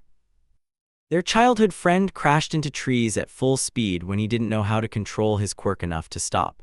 The person who was strict in most rules unless they broke them together. The person who argued about wanting to become just like his older brother was now crying his eyes out at the injured man in the hospital sheets. His uncle was laying down underneath a thin, white hospital bed sheet while there was machines all around him. But the most noticeable thing was the sound coming from the heartbeat machine and the fact that his eyes were open. Uncle Tensei, Izuku's voice broke at the end, tears gathering in his eyes at the sight, and Shoto wasn't too far behind. The older brother figure apart from Taoya and Natsuo in his life was bandaged up heavily with the thickest bandages around his arms and chest. His dark blue hair was shaved down to a point where he didn't even recognize if it was him, but those sharp blue eyes were a dead giveaway. Hey, Tensei's voice sounded rough like his tongue was dried out. You guys came. Izuku nodded softly. Of course we did, Uncle Tensei. We came as soon as we heard. Taoya drove us here, Shoto answered as they all walked into the room. Yo, I'm back. Taoya daisies his hand up in a wave, making Tensei smile at them. Izuku and Shoto tried to smile back before walking to the seats against the wall where Tenya was sitting. Shoto sat on Tenya's right on a chair while Izuku sat on his left on the floor just so he could hold onto his friend's other hand. Izuku trailed off, looking at the machines surrounding him behind and to the other side of the bed. Will you be okay? I'll be fine. I'm not sure if I might be a hero after this, Tensei replied while lying down on the clinically clean hospital bed. No, Tenya mumbled in his chair, his words choked up while the tears still flowed. Tensei bit down on his lip as Taoya appeared at his other side with a glass of water with a bendy straw. He leaned the glass down to his face so Tensei could take a sip from the cold water inside. Thank you, man. No problem, Taoya whispered back to him, stepping back as Tensei looked at his brother. Tenya, look at me please, Tensei ordered softly to his crying brother. Tenya slowly raised his tinted red eyes to look at his older brother. Tensei tries to smile at him brightly. I might not be a hero after this, but I do want my name to live on. Tensei took a breath in, coughing a bit to clear his throat. I want you to take my hero name as your own. No, I won't, Tenya disagreed, letting go of both of his friend's hands to put his hands on the edge of the bed. You'll get better and you can take it back. There's no need for me to take it. Tensei tilted his head a bit to look at Izuku. Izuku, make sure my brother takes on the Ingenium name for me. Izuku's lips tightened into a thin line while Tenya stepped back from the bed. He grabbed Tenya's hand along with Shoto as their friend's grip tightened. He intertwined their fingers together as Tenya's hands trembled. No, I can't do that, Tenya cried out. You're Ingenium. From these injuries, I probably can't be the hero I was before, Tensei reasoned as his eyes floated up the muted gray of the ceiling with the dimmed lights staring back at him. Izuku remained quiet while a silent stream of tears started to flood his vision. He held onto Tenya's hand as Tauya looked away from Tensei. Tenya's mother hummed, I'm just glad that Fukuyama boy was able to get there in time. My brother was there? Shoto asked. He turned his head towards Tenya's mom as he clenched onto Tenya's hand, who paused at hearing the name. Shoto turned back to his own brother, who was nodding at her words slowly. Tauya's arms were crossed, but he could see the clench of his brother's finger into their own arms. He didn't tell you? Tenya's mother sniffled. Your brother fought against Stain by himself to protect Tensei and stop him from causing any more harm. Without him, Tensei might have. She choked up with tears, clutching her tissue close to her eyes underneath her glasses. Tenya's tears continued to flow even harsher. The underbags of his eyes were red from his constant rubbing under his eyes. Shoto bit down on his lip as he drew Tenya closer into him to hold on to him as he broke down. Several minutes passed until Tenya's crying had calmed down again with the help of Shoto holding on to him and Izuku handing him tissue by tissue. Hey, I'll be okay, Tenya. I don't know what I'm going to do when I get out. Tensei spoke up, which made Tenya glance up from Shoto's stronghold. But when I do, I'm still going to be the same thing as I was before. A hero? Tenya asked. Your brother, Tensei coughed, letting a soft grin form on his face despite the bandages and visible bruises, and your biggest supporter. Tensei continued, even if I continue being a hero in some way, I do want you to take my name so it could be a legacy. I want you to take on my name in the future no matter when it might be, because I want you to have it. Tenya sniffled, when the time comes when I'm ready, I'll take on your hero's name and continue to make you proud. I'm already proud of you just like Mom, Tensei smiled at him. Tenya sniffed back as one tear fell down his face, but a small smile grew on his face from his brother's reassuring words. Their mother silently cried, but still nodded her head at the words shared. In the last hour of guest hours, the room opened to a nurse guiding in Yamada, Aizawa, and Kayama. Hey guys, Tensei called out from his bed, yawning. How are ya? Hisashi sighed. Don't ask that when you're the one in the bed, man. Are you tired? Aizawa asked, walking up beside Hisashi to stand on the side of Tensei's bed. Tauya piped up from behind them. He just woke up from a nap. How have you three been? Tensei questioned. Did the cleanup after the festival take long? Yeah, a bit. Hisashi smiled at his friend, leaning on the mattress of the hospital bed. That's why we didn't come earlier. Recovery girl should come in here a little later tonight to make sure everything is running smoothly, Kayama said, taking a place by the foot of his bed. Nezu called her in for this. Well, that's good, Tauya commented. They all glanced towards him to see him nod towards the itchy side of Tensei's bed. All three of them turned back to see what he was gesturing to. Hisashi awed at the sight of the three friends all clumped together on the chairs, dead asleep while laying on each other. Kayama is laughing behind her hand, trying to mute herself so the three wouldn't wake up. They fell asleep after Tensei, Tenya's mother whispered. They've been asleep ever since. I'm afraid to wake them up so soon, but I do think that they will have some neck pain if I don't from those positions. Tauya, did you hear about the other news? Aizawa asked, upturning his attention to the young adult leaning against the wall behind them. If you are talking about what I think you are, then yes. I heard about the whole commission deal with bringing back someone with firepower, Tauya scoffed. He shook his head while his face twisted into a deep frown. It's pretty obvious who they want to bring back. I went further down the rabbit hole. It says they are talking about it, but it hasn't been confirmed as of yet, Aizawa replied calmly. And then Nezu went deeper and went directly to the prison that he is in. And Tauya asked, raising an eyebrow at their words. Kayama spoke up, and apparently the commission has been meeting with him during visitor hours, but apparently they are always upset about something. What does that mean? Tenya's mother asked. If he really wanted to get back out, why would he agree to them on the first meeting? If they even talked about it during their first meeting, Hisashi continued with a confused expression. But still, wouldn't he jump at the chance to get out of there? Wait, what's happening? Tensei questioned from his bed. The commission is trying to get Endeavor out of prison because of the threat from the League of Villains because of their inhuman monsters. Aizawa relayed the information in a civil manner. He paused when he noticed Shoto shift in his sleep a little, shifting his head deeper into Tenya's neck. But from our evidence, it looks like he is not cooperating with them. Wow, wouldn't expect someone like him to turn that down, Tensei whistled before coughing at the strain in his throat to do that. What? Taoya asked, stepping away from the wall to pace. Did he just give up in jail?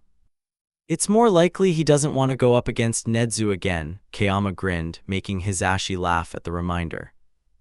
As long as I don't get to see that bastard anywhere, I'll be just fine, Taoya responded back. The sounds of yawning drew their attention back to the young teenagers huddled together. All of them turned to see Shoto starting to wake up slowly, drawing his hand back from Izuku's side, which made Izuku wake up right away. Tenya's face twisted like he noticed how his body was surrounded by warmth, so while Tenya blinked open his eyes, the other two were already awake. Izuku breathed a sigh of relief. What are we talking about? Does it have something to do with sweets? I want sweets. Nope, no sweets for you, Taoya shook his head, walking over to his younger brother. He shook Shoto's shoulder to try and make him wake up faster. Both of us have to get to the family dinner. Shoto's eyes widened. He straightened up in his seat before standing up from his seat. Oh right, we need to make sure we aren't late. Aizawa walked up beside Taoya to reach out to Izuku. Izuku looked up to see Aizawa pulled his hand to get him to stand. And I need to take you back to Nezu. He said he had something special planned tonight to celebrate your win. All right, Izuku relented. He paused for a moment before turning to Tenya with a soft smile. He gave his friend one last hug while Tenya held him tight. Shoto joined in on the last embrace with a soft look in his eyes. We got your back, Ten-chan, Izuku muttered. Shoto jutted in by whispering, and don't forget it. Tenya hummed instead of responding back to them, hugging them back tightly. He only slowly let go when he heard a soft cough from Kayama. We'll see you tomorrow, Izuku said, rubbing his hand on Tenya's shoulder. He slowly walked backwards with Aizawa following after him. Tenya remained quiet as Shoto and Taoya followed after Aizawa and Izuku. He still didn't say a word as his mother sat beside him and Kayama came to stand by his side, only smiling at them gratefully for the company. Bye, Uncle Tensei, Izuku and Shoto shouted back in unison while Aizawa and Taoya guided the two out of the room. Tensei smiled and waved from his bed along with Tenya and their mother. Kayama and Hisashi smiled back at the two before the door shut close behind them. Follow the contingency plan for murders, Iida. The whole school has been granted a few days off after the sports festival, so the students could recover from their rooms. And Izuku was mostly at home with his father while talking with some pro-heroes about potential interns and even recommending some to them depending on their fighting style. When he wasn't helping out with heroes or spending time with his father, he was visiting the hospital to check on his uncle. And he was not surprised to see Tenya at each visit, whether his friend was sitting straight up by Tensei's bed or using his shoulder as a pillow. And things weren't easy for Shoto either, since he had woken up in the middle of the night for 3 nights in a row to Taoya screaming out. Izuku had woken up from his text notifications and continued to talk with Shoto until they both fell asleep on their phones. Time flew by quickly, and before he had noticed, the school had opened back up from the short break. The day was rainy as Nezu drove to school with only the pop station playing. Izuku watched out the window for the duration of the ride, enjoying the bright colors of advertisements on the stores before they faded into the white-bricked building of UA. Nezu pulled into the faculty parking lot with perfect precision. Since Nezu arrived early since he was the principal, Izuku never had to worry about getting to class late in his life. So before his class, he would often do what he did during the day when he was younger, spending time in the principal's office. When it was finally approaching class time, Izuku approached the nearest vent with a spark in his eyes. Nezu called out behind him, "Good luck in class, little mouse." "Thanks," Izuku called back, sliding himself into the office vent and crawling his way through the vent system. Izuku crawled through the vent system with no problem while humming a little under his breath. It was always funny to hum right as he passed through the hallways, especially if someone was walking, since they would gasp and shout out, "Oh my, UA is haunted," which made him laugh, which made whoever heard him sprint away. It didn't take long to reach his classroom vent, and as he slowly took off the vent to prevent a loud crash of metal, he heard his peers talking about their short break. "This felt so cool, it's so different from when they just broadcast the matches on TV since we were part of them," Ashido said as he silently crawled out of the vent in the back. He met the gaze of one of Shoji's appendages while he crawled forward on his arms to his seat by the window, and a lot of people recognized me.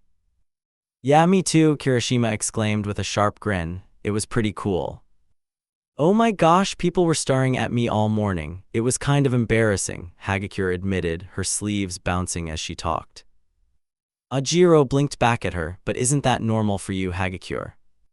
"Man, after the sports fest, we've been thrust into the spotlight," Kaminari commented as Izuku passed by his desk.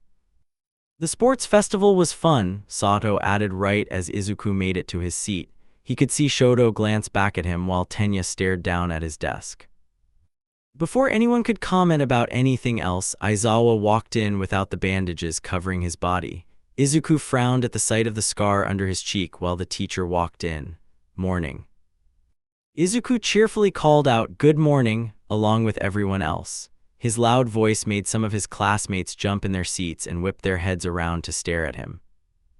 "I didn't even see him come in," Ashido gushed in a loud whisper to Hagakure. "Everyone here is going to have a special informative hero class today. This special task will be code names. You'll be coming up with hero names that you will use in the future," Aizawa explained to the class as they all attentively listened. "This near future will be sooner than you may think. Normally, pro heroes will choose second or third-year students for internship offers, but your class has gained the attention of quite a few pro heroes interested in your future potential. So we have to prove ourselves if we get picked." "That's correct," Aizawa replied, clicking on a remote to show the students' names in a bar chart on the board. "The offers have been gathered these past few days. As you can see, the offers are spread out to a lot of you, but the most are aimed towards Fukuyama and Bakugo because of their performance." "Whoa, that's a lot of offers." "Revelry in the darkness. Bakugo must have impressed a lot of people." "And so did Fukuyama with his ice," Jiru said, staring at the large numbers that exceeded 100. "I mean, he had so much control over it." "Woo," Ashido celebrated when she saw her name on the board with 35 offers. "Hey, Izuku got a lot of offers too," Hagakure pointed out. Sira nodded along with her words. "Hey, you're right." It might be just because I have met some pro heroes already, so they might be asking to have me just because of my family relation." Izuku waved them off when he saw his name in third place. Not the same amount as the top two, but he was close in number to his friend Tenya. "At the USJ, you already got experience in combat with real villains, but these offers will still be meaningful for you to see pros at work firsthand," Aizawa explained as he gestured towards the board. "So that explains why we need hero names," Sato added with a huge smile. "These hero names will still be temporary since you are only first year, but if you're not serious about it," Aizawa trailed off right as the door slammed open, revealing the R-rated hero waiting on the other side. "You'll have to pay for it later," Midnight announced, "because a lot of hero names used by students become recognized by society and they end up becoming professional hero names. So don't try to call yourself anything funny or use jokes to fill in your hero name," Aizawa explained. Izuku watched as the assignment began with whiteboards, erasers, and markers being handed to each student. He wrote down his name quickly, knowing exactly what to write down. Aoyama went up first with a grin on his face. "Shining hero, I cannot stop twinkling." "You might need to get rid of the I and shorten it up a little bit," Midnight advised. "Shining hero can't stop twinkling. Ooh, it sounds so perfect," Aoyama said. Tsuyu came up to the podium right after him. "I've had this name picked out since elementary school," Tsuyu said as she flipped over her board. "Rainy season hero, Froppy." "That is adorable," Midnight commented. Ashido slammed her sigh on the podium with an excited grin. "Alien Queen." "Ooh, maybe not that name. It is based on those scary movies and might expose the children to it when they search your name out," Midnight advised, making Ashido pout and head back to her desk to brainstorm a new one. Sturdy hero Red Riot, Kirishima announced. Midnight tilted her head at the sign, based off of Crimson Riot. Yeah, I'm a huge fan of his work, Kirishima said, rubbing the back of his neck. One by one, each of the students went up to show their hero names to the class and get approved by Midnight. Hearing hero Earphone Jack. Tentacle hero Tentacle. Tapping hero Cellophane. Martial arts hero Tailman. Sweets hero Sugarman.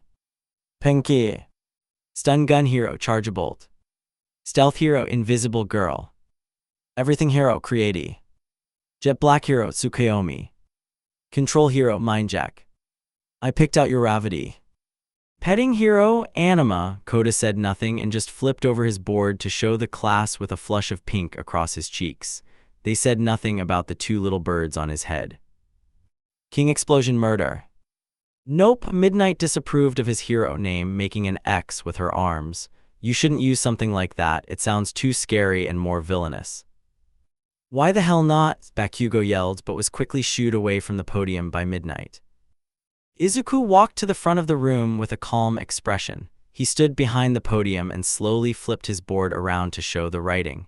I would like to be known as Nezuko. It's a mixture of my name and the word Nezumi. Awa, your father is going to find it as amazing as you are, Midnight said as Izuku went to return to his seat. Shoto stood up from his desk and started to walk to the podium. Ah, Fukuyama, what do you have? I wrote down Frost Fire, Shoto answered, flipping over his board to show off the name, because of my quirk. Tenya, Ida stated quietly, his board portraying his name. In the silence of the room, Shoto glanced back at Izuku while Tenya kept his gaze to the wood of the podium. Midnight asked slowly, you're using your first name. It's just temporary, Tenya said, which made Aizawa lean forward in his desk chair. With that, Tenya returned to his seat while Bakugo drudged up to the podium with his revised name, Lord Explosion Murder. That sucks too, Ashido complained loudly. What do you know? Wow, there are a lot of paper stacks, Kaminari pointed out as he looked down at his thin stack of papers that felt more like a pamphlet. He glanced to see the top 3 in the class with significantly larger stacks. I received one from Uebami, Yaoyorozu spoke up quietly, picking up the paper from her decently sized stack. It might be good to learn from a female pro hero. Ooh, Uebami does great rescue work, Izuku said, which got Momo's attention. But if it is not a busy week, then you might be there to learn more about the advertisement side. I will keep that in mind, Yaoyorozu replied before looking down at her stacks of offers. He looked around the room to see Koda getting flustered over the offers he was sent along with Shoji inspecting the short stack on his desk as well. His classmate didn't need to know that a line of pro heroes contacted him to find out which students in the hero course would work well with their style. He made sure to include Class 1B since they didn't get much attention at the sports festival, and he is glad that each of his peers got at least 2 offers on their desk. Hey Bakugo, who are you picking? Best Jeanist, Bakugo responded with a harsh furrow in his brows. He was probably still upset at his hero names not being approved. He's one of the top heroes, so I want to learn directly from him. Izuku bit back on his lip since he knew exactly why Best Jeanist would pick Bakugo. He hopes that Bakugo can deal with the intense styling and additional jeans added to his outfit. His dad was a fashion designer, so maybe he was used to that kind of work. Izuku looked down at his own decently sized stack. He only saw 1 or 2 names he hasn't heard of before, but the rest were pro heroes he has come across before. I'll just go with Dabai, Shoto said, pausing while he flipped through the stack and picked out the form with his brother's hero name on it. Maybe I can hound him to finally teach me how to do that flaming fist move. Izuku glanced to where Tenya was sitting and saw his friend being silent as he looked through the forms at the very top. He looked down at his papers to see that the top had the name of each hero along with the location. He wouldn't, would he? Izuku thought to himself as Tenya was more quiet than usual, not even bothering to help the class quiet down from their chatter about who they would decide to do their hero study with for a week. The day flew by fast with everyone getting back to the regular schedule after settling on what places they would go for their hero studies. Ten-chan, Tenya, Izuku called after Iida, who was steadily walking ahead of them at a brisk pace. Silently, the blue-haired teen turned around to face his friends. "Tenya, what's going on?" Shoto questioned, both of them watching Tenya's stiff expression. At first, the teen reacted with a soft smile and tried to brush off their worries. But after looking at their worried faces, Tenya's expression fell. Tenya looked around them before gesturing for them to follow him. They all walked to a far corner of the UA campus where no other students were around. "Tensei admitted to me that he can't feel his legs," Tenya admitted quietly, clenching his fist tightly. Shoto breathed in deeply as Izuku gasped, "No. He wants me to take on his name, his legacy," Ida continued. He bit down on his lip before saying, "But I can't live up to his name, not yet, not when he had so much more of his legacy to live out." Izuku asked, "Then he would want you to continue with his name, right?" "I can't," Tenya shook his head. "Why?" Shoto stepped forward with Izuku. "Because I want to avenge him," Tenya admitted quietly, the presence of his friends allowing him to answer honestly, especially since they were away from any ears on the far side of campus. "And I can't ruin his legacy by using his name when I take matters into my own hands. I can't soil the legacy that he worked so hard to make." "So we are planning a murder?" Izuku asked. Shoto shrugged at his words, looking back at Tenya for confirmation. Tenya shook his head. "This is between me and Stain for what he did to my brother." "Yeah, along with us. Tensei is our uncle from how much he spent time with us," Izuku answered. He knew that Tenya would be the one out of the group to try and be the peacemaker to the very end. He knew from endless nights of Tenya promising himself that he would try to dissuade them from murdering without considering other options first. And yet, here he was trying to take it all on by himself. "Plus, we've been over this before, haven't we?" Shoto nodded. "We have had this pretend conversation before, many times in different scenarios." "I can't let you." SHHH, Izuku closed the distance between them, slightly slapping his hand over his friend's mouth. It would be better to go with a more emotional approach to help this situation along. "Ten-chan, Tenya, all I need to know is if you're planning an attack on him. Then I can do a more in-depth plan of attack to help you out to take him down. I can get Papa to cover for us, it's not a problem." "What?" Shoto questioned, walking closer with a confused expression. "What? You need to match my energy right now. If Tenya wants to be homicidal, we need to match the hostile tone," Izuku frowned. "Oh, this is Plan C scenario. Sorry, I thought we were going directly to Plan E where we instantly denied anything," Shoto apologized. "If that is the case, then my family will have no problem with constructing alibis, especially since my mother doesn't go outside very often. She could just say I was spending time with her." "And Tenya?" Izuku turned back to Tenya after Shoto finished his explanation. His hand was still muffling any noise escaping from their mouth. "Do you think I was joking around when I said that I would kill for you, either of you? Are you doubting my loyalty right now?" Tenya picked his hand off his face. "I'm not doubting anything, but this is more of a personal mission to avenge him with my own hands." "What happens if something goes wrong?" Izuku insisted. "We made contingency plans for this. You know you would act the same if our family got hurt, would you not?" Yes, I would," Tenya nodded slowly. "Just like I know you too would hurt my father if he ever came after me and my family. We are here to help you just like you would undoubtedly help us. Please, if you want to do anything like this, just promise us that you will call on us for backup at least. At most, I can help set you up for a better route or a plan to fully take him down with only the minimum amount of maiming," Izuku responded, watching Tenya's expression relax even further from how it looked at the beginning. "Whatever you need, I will do it, that I can promise." "All right, I promise I won't make any risky decisions," Tenya started to say despite the hesitancy at the beginning. He cracked a more genuine smile despite how small it was. "Without you too." "Oh right, before I forget, I got you something, Sho." "You what?" Tenya asked while Izuku turned his head in surprise. "We already brought enough gifts for you, Cake Tensei, but I saw this candy in the window and bought it because I felt like you would like it," Shoto explained, digging into the inner pocket of his school bag. He pulled out an ice-covered ball and slowly melted it inside his hand until the gold foil was exposed. It's orange-flavored chocolates that are shaped like orange slices. With that, Tenya finally let more of his tears slip down his face as he slowly took the foil-wrapped candy. He unwrapped the ball of chocolate to find perfectly sliced chocolate wedges with orange sliced details. The trio sat with him in the wet grass as Tenya ate from his sweet gift, gifting them each one to share. "Papa, I heard from the security cameras. If you need permission to act accordingly, I will give it to you when the time comes," Nezu's voice echoed through his office as soon as the door was closed. And whatever you do, act like ending it was the only option left. Izuku's face softened before stretching into a knowing grin. You always know just what to say. Manual or Dabai, internship decisions. Choosing which pro hero to intern with was harder than one might think. Aizawa knew all of the students would have to select which agency or hero to go with within the week to prepare for it.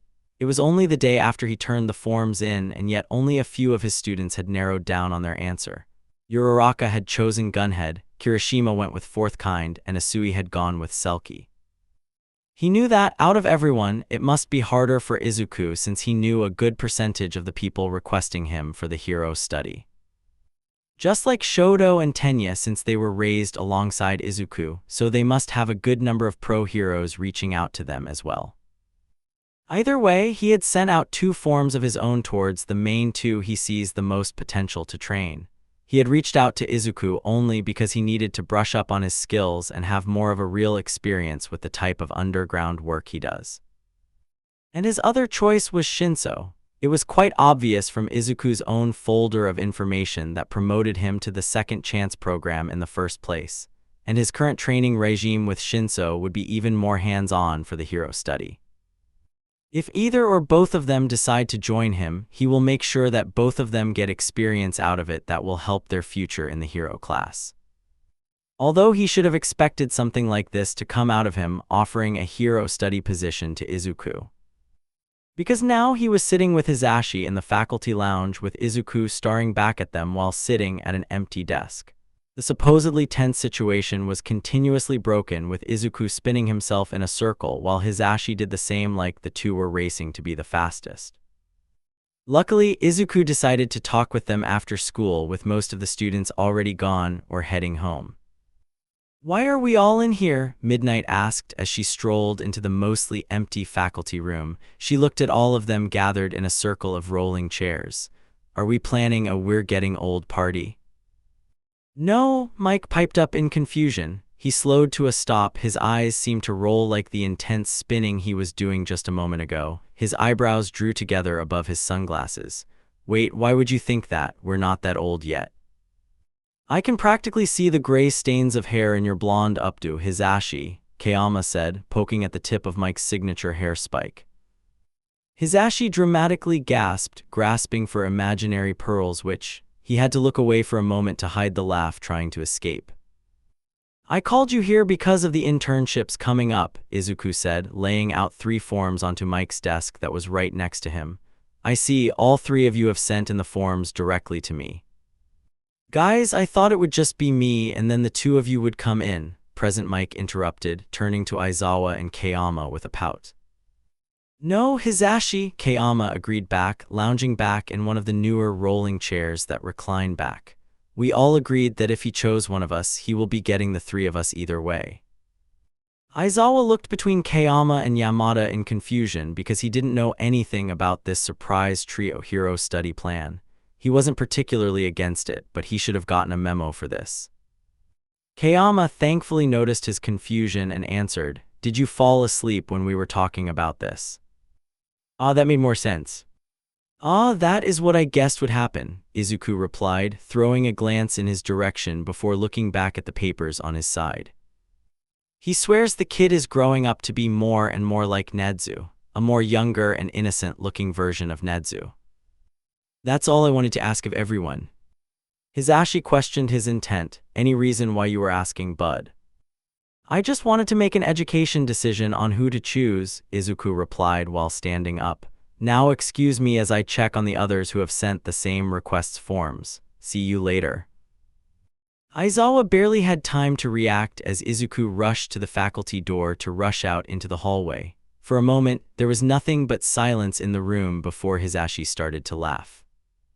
"I know that he's probably going to pick Nezu over any of us if Nezu actually turned in a form," Hisashi said, chuckling a bit while his lips curled up in amusement. "If he does, I don't blame him," Kayama commented. "I mean, Nezu is his dad after all, but we will eventually have our time to mentor him officially." "Haven't we already done that when he was growing up?" Aizawa asked, drawing the attention of his friends. Hisashi whined, Zawa, this is a whole different type of mentoring thing. Yeah, Kayama agreed with a pout. This is like school official training. It's a whole different kind of mentorship we haven't touched on. Aizawa sighed as both of them brainstormed over what type of things they would schedule for Izuku in their own personal way. How Hisashi would cover more business dealing with both of his hero work and his radio work, while Kayama detailed how the show would teach more about how to deal with the press and make a signature name for himself. After checking in with his trio of his aunt and uncles, he walked down the hallway to check on the other familiar name from his stack. Since Snipe's classroom was the closest, he walked through the door to see the pro hero sitting at his desk and sorting through the papers on his desk. He looked up to see Izuku walking in with a smile. Hey kid, how's it going with you? Snipe greeted cheerfully, his deep voice obscured a bit from his face mask. Izuku smiled back, pretty well. I noticed you sent a form to me. Yeah, I also sent one over to Kaminari too, Snipe replied as Izuku walked closer. Snipe paused to ruffle his hair while contouring. I thought he would be fun to bring along. Izuku fixed his hair while he hummed in response, to help with his electrical output and direct it. That's exactly what I was thinking, Snipe said with a strong laugh accompanying his words. Yeah, I was thinking about helping him out with that since it would help in his fighting style since his electricity wouldn't go everywhere around him. Why did you send me one? He asked with a curious tilt of his head. If anything, it's just to continue with your precision and accuracy training, and I'll show you the boring side of things too. I could make you do. Snipe paused for dramatic effect, drawing a hand up to his chest before looking back and forth. He leaned in like he was uttering a secret. Paperwork. Terrifying, Izuku blankly said, making Snipe laugh at his deadpan delivery. And hey, if you decide on something else, then we'll just continue with the old shooting range some other time during the breaks or whatnot. Snipe responded with a nonchalant wave of his hands. Oh, Snipe bumped his fist into his palm as a sudden thought came to him. Almost forgot to tell you, I think Power Loader fixed up your new and improved watch thing. Thanks for telling me, I'll go see him now, Izuku replied. Be prepared for advanced paintball training next time, Snipe called out to him as Izuku exited the classroom. With that, he sauntered down the hallway, passing up a few third-year students who were on their way out. A few called out their farewells to him after recognizing the head of green curls. It wasn't long before he heard the changing of the support room. Anyone who passed nearby the classroom would always hear or smell it before they even came close to seeing it. The support course was also so creative with their inventions, especially the person he needed to see, Power Loader. Izuku hesitantly greeted, Power Loader. You're in the clear, Izuku, everyone else went home. Power Loader called out to him as he pushed some of his works in progress to the very back of his work table. That's good to hear, Uncle Loader. Izuku was instantly relaxed at the news even though part of him was expecting to see Hatsune. Maybe she got an interesting internship opportunity too. Power Loader cleared his throat. Any reason you came to visit my humble classroom abode? I hear you have something for me, he questioned, which made his uncle straighten in his seat. Alright, I fixed up your new watch device with new and improved abilities. Power Loader answered, plucking the new device from his work table from where it was hidden behind a power tool and a bulletproof vest with holes cut out of it. The last one was more splash-proof than it was waterproof. But don't worry, this time I specifically tested it out multiple times in multiple ways, Power Loader explained as he showed off the strengthened dark red watch. So now it is waterproof and fireproof. And its features include telling you the time and date along with allowing calls and text. I love it even more than the original one, Izuku admitted honestly, starring the new watch onto his wrist with a grin. Yeah, that's because it's not going to fail like the original prototype, but if you do feel the need to adjust it in any way, you can come in any time to work on a new design. Izuku shook his arm around to settle the watch comfortably on his wrist. You won't be too busy. Well, maybe during the harder testing seasons, Power Loader shrugged in response. But other than that, I can fit something small like this into my schedule fairly easily. Okay, Izuku smiled, backing up from his work table. Thank you for this, Uncle Loader. Hey, where are you rushing off to? Power Loader asked. I need to talk with Recovery Girl. Oh, don't let me keep you then, Power Loader said as he walked out of the room. Izuku paused when he heard his uncle yell out, Tell her I said hi and thanks for the extra gummies. Will do, Izuku promised before walking right in the direction of the nurse's office. The nurse's office was empty when he walked in, with Recovery Girl folding the sheet of some of the beds set up along the far wall. "Hello, dear," Recovery Girl greeted as soon as she saw him walk in. "Did you need anything?" "Nope, although Power Loader says hi and thanks for the gummies," Izuku replied. "Did you find any new interns?" Recovery Girl smiled gently. "I found a second year that has some potential with their quirk to heal, but I'm not sure they will agree to work with me." "They would be crazy not to. I mean, all the gummies you could eat with wonderful company." Izuku grinned as the nurse passed by him, smacking his ankle lightly with her cane. "Oh hush," Recovery Girl said. "I'm guessing you are having problems narrowing down your pick." "A bit. I mean, I know most of the people reaching out, so I want to consider my choices carefully." "Izuku, all of the heroes are prepared for anything, whether a student accepts or rejects the offer.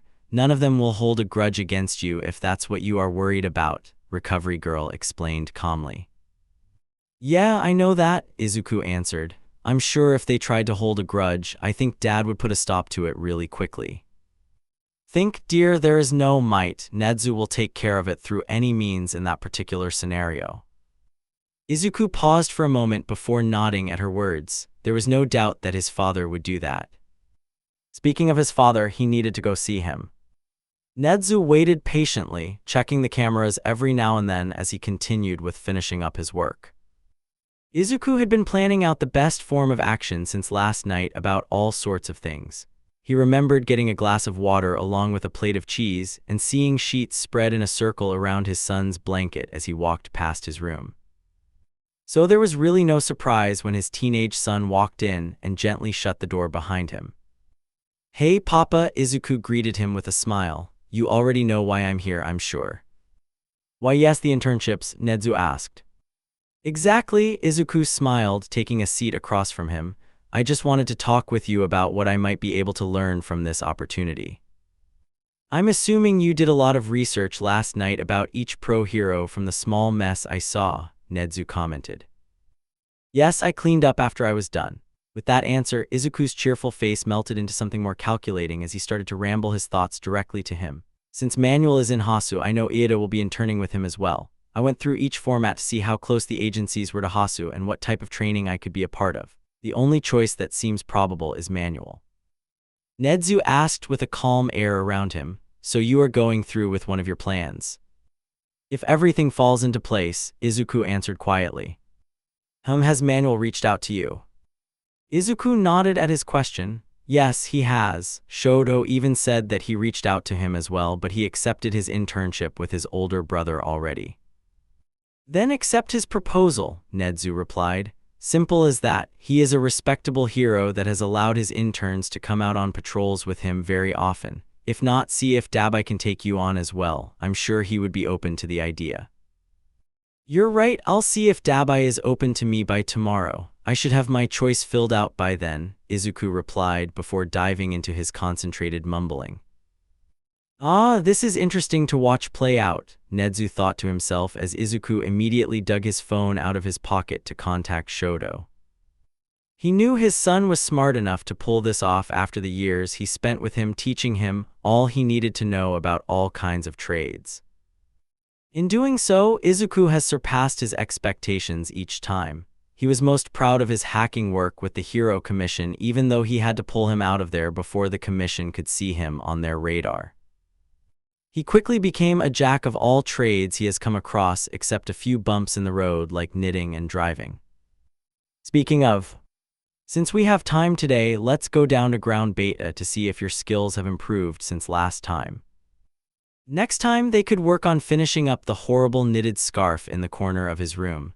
But for now, he needs to make sure that Izuku can safely parallel park without running into a pedestrian or a building.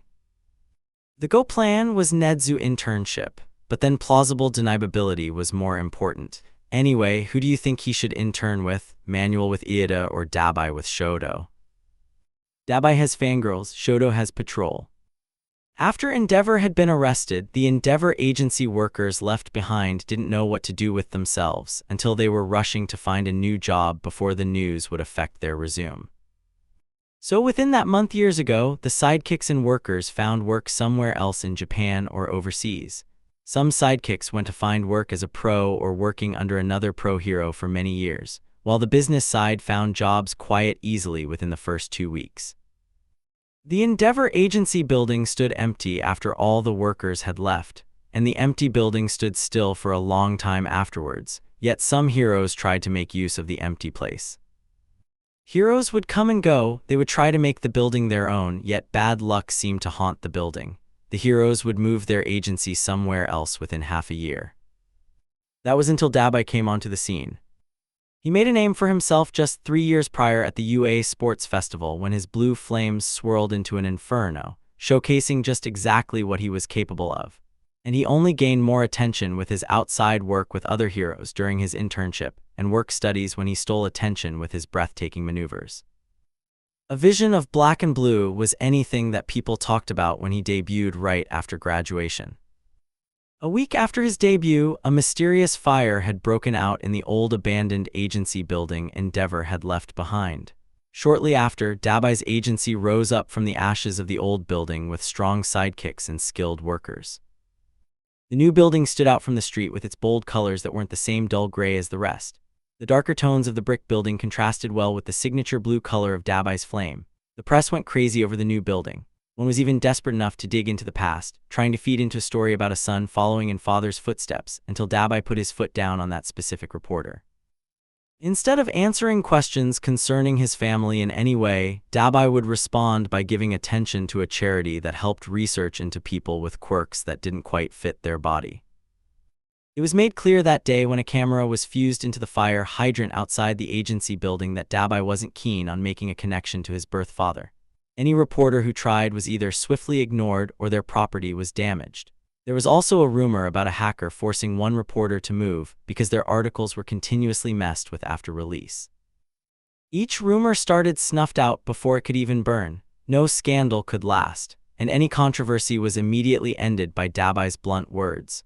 The only mild controversy is whether his merchandise would be appropriate for the children because of his more grungy appearance that parents didn't want to cater to. He was considered rude by older citizens and heroes who didn't understand his harshness. Yet he was beloved by other young adults and teenagers. His darker costume colors along with his attitude was an instant favorite by many who felt a connection towards his personality.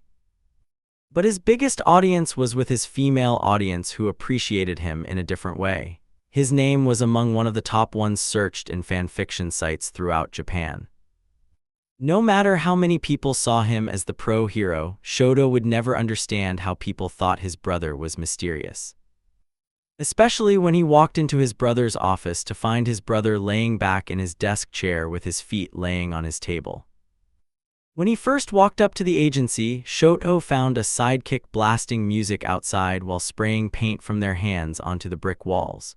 Walking into the agency was another experience with a diverse set of sidekicks talking with another while others rushed out the doors. A sidekick greeted him at the door and immediately started to guide him right to Dabai's office at the very back of the room. As he passed by, people were talking with pastries in their hand about the latest show while they organized ideas on their computers. Others were answering calls over a headset while dumping sugar into their thermoses. And now he was seeing his pro hero brother at work with an open laptop right by his propped up legs. "Shoto, I was wondering when you would get here," Dabai greeted from his office chair. Dabai waved him in, then watched him shut the door behind him as quietly as he could. Shoto cleared his throat, glancing at a poster of a cat gripping onto a tree branch with an encouraging quote on it. That must have been a gift from Fayumi. Taoya, there's a sidekick spray painting on the wall of the agency. Shoto paused, looking out the window to see them swing past with a cloud of color around them. Do I have to do that too? No, that's not your job. That would be going too easy on you. The person outside working on the wall is my European transfer, Dabai responded with a grin. He leaned forward to type on the laptop on his desk. He spun it around to show Shoto a full page of intense imagery with bold colors, with most of it being swirls and flower murals. I commissioned them to use their quirk to create some art for the building. Their street art is great from what I've seen from this art portfolio. Shoto walked closer to the open laptop to inspect closely at the street art portrayed. Some of the work looked like watercolor splashes against the bland backdrop. They have an art portfolio.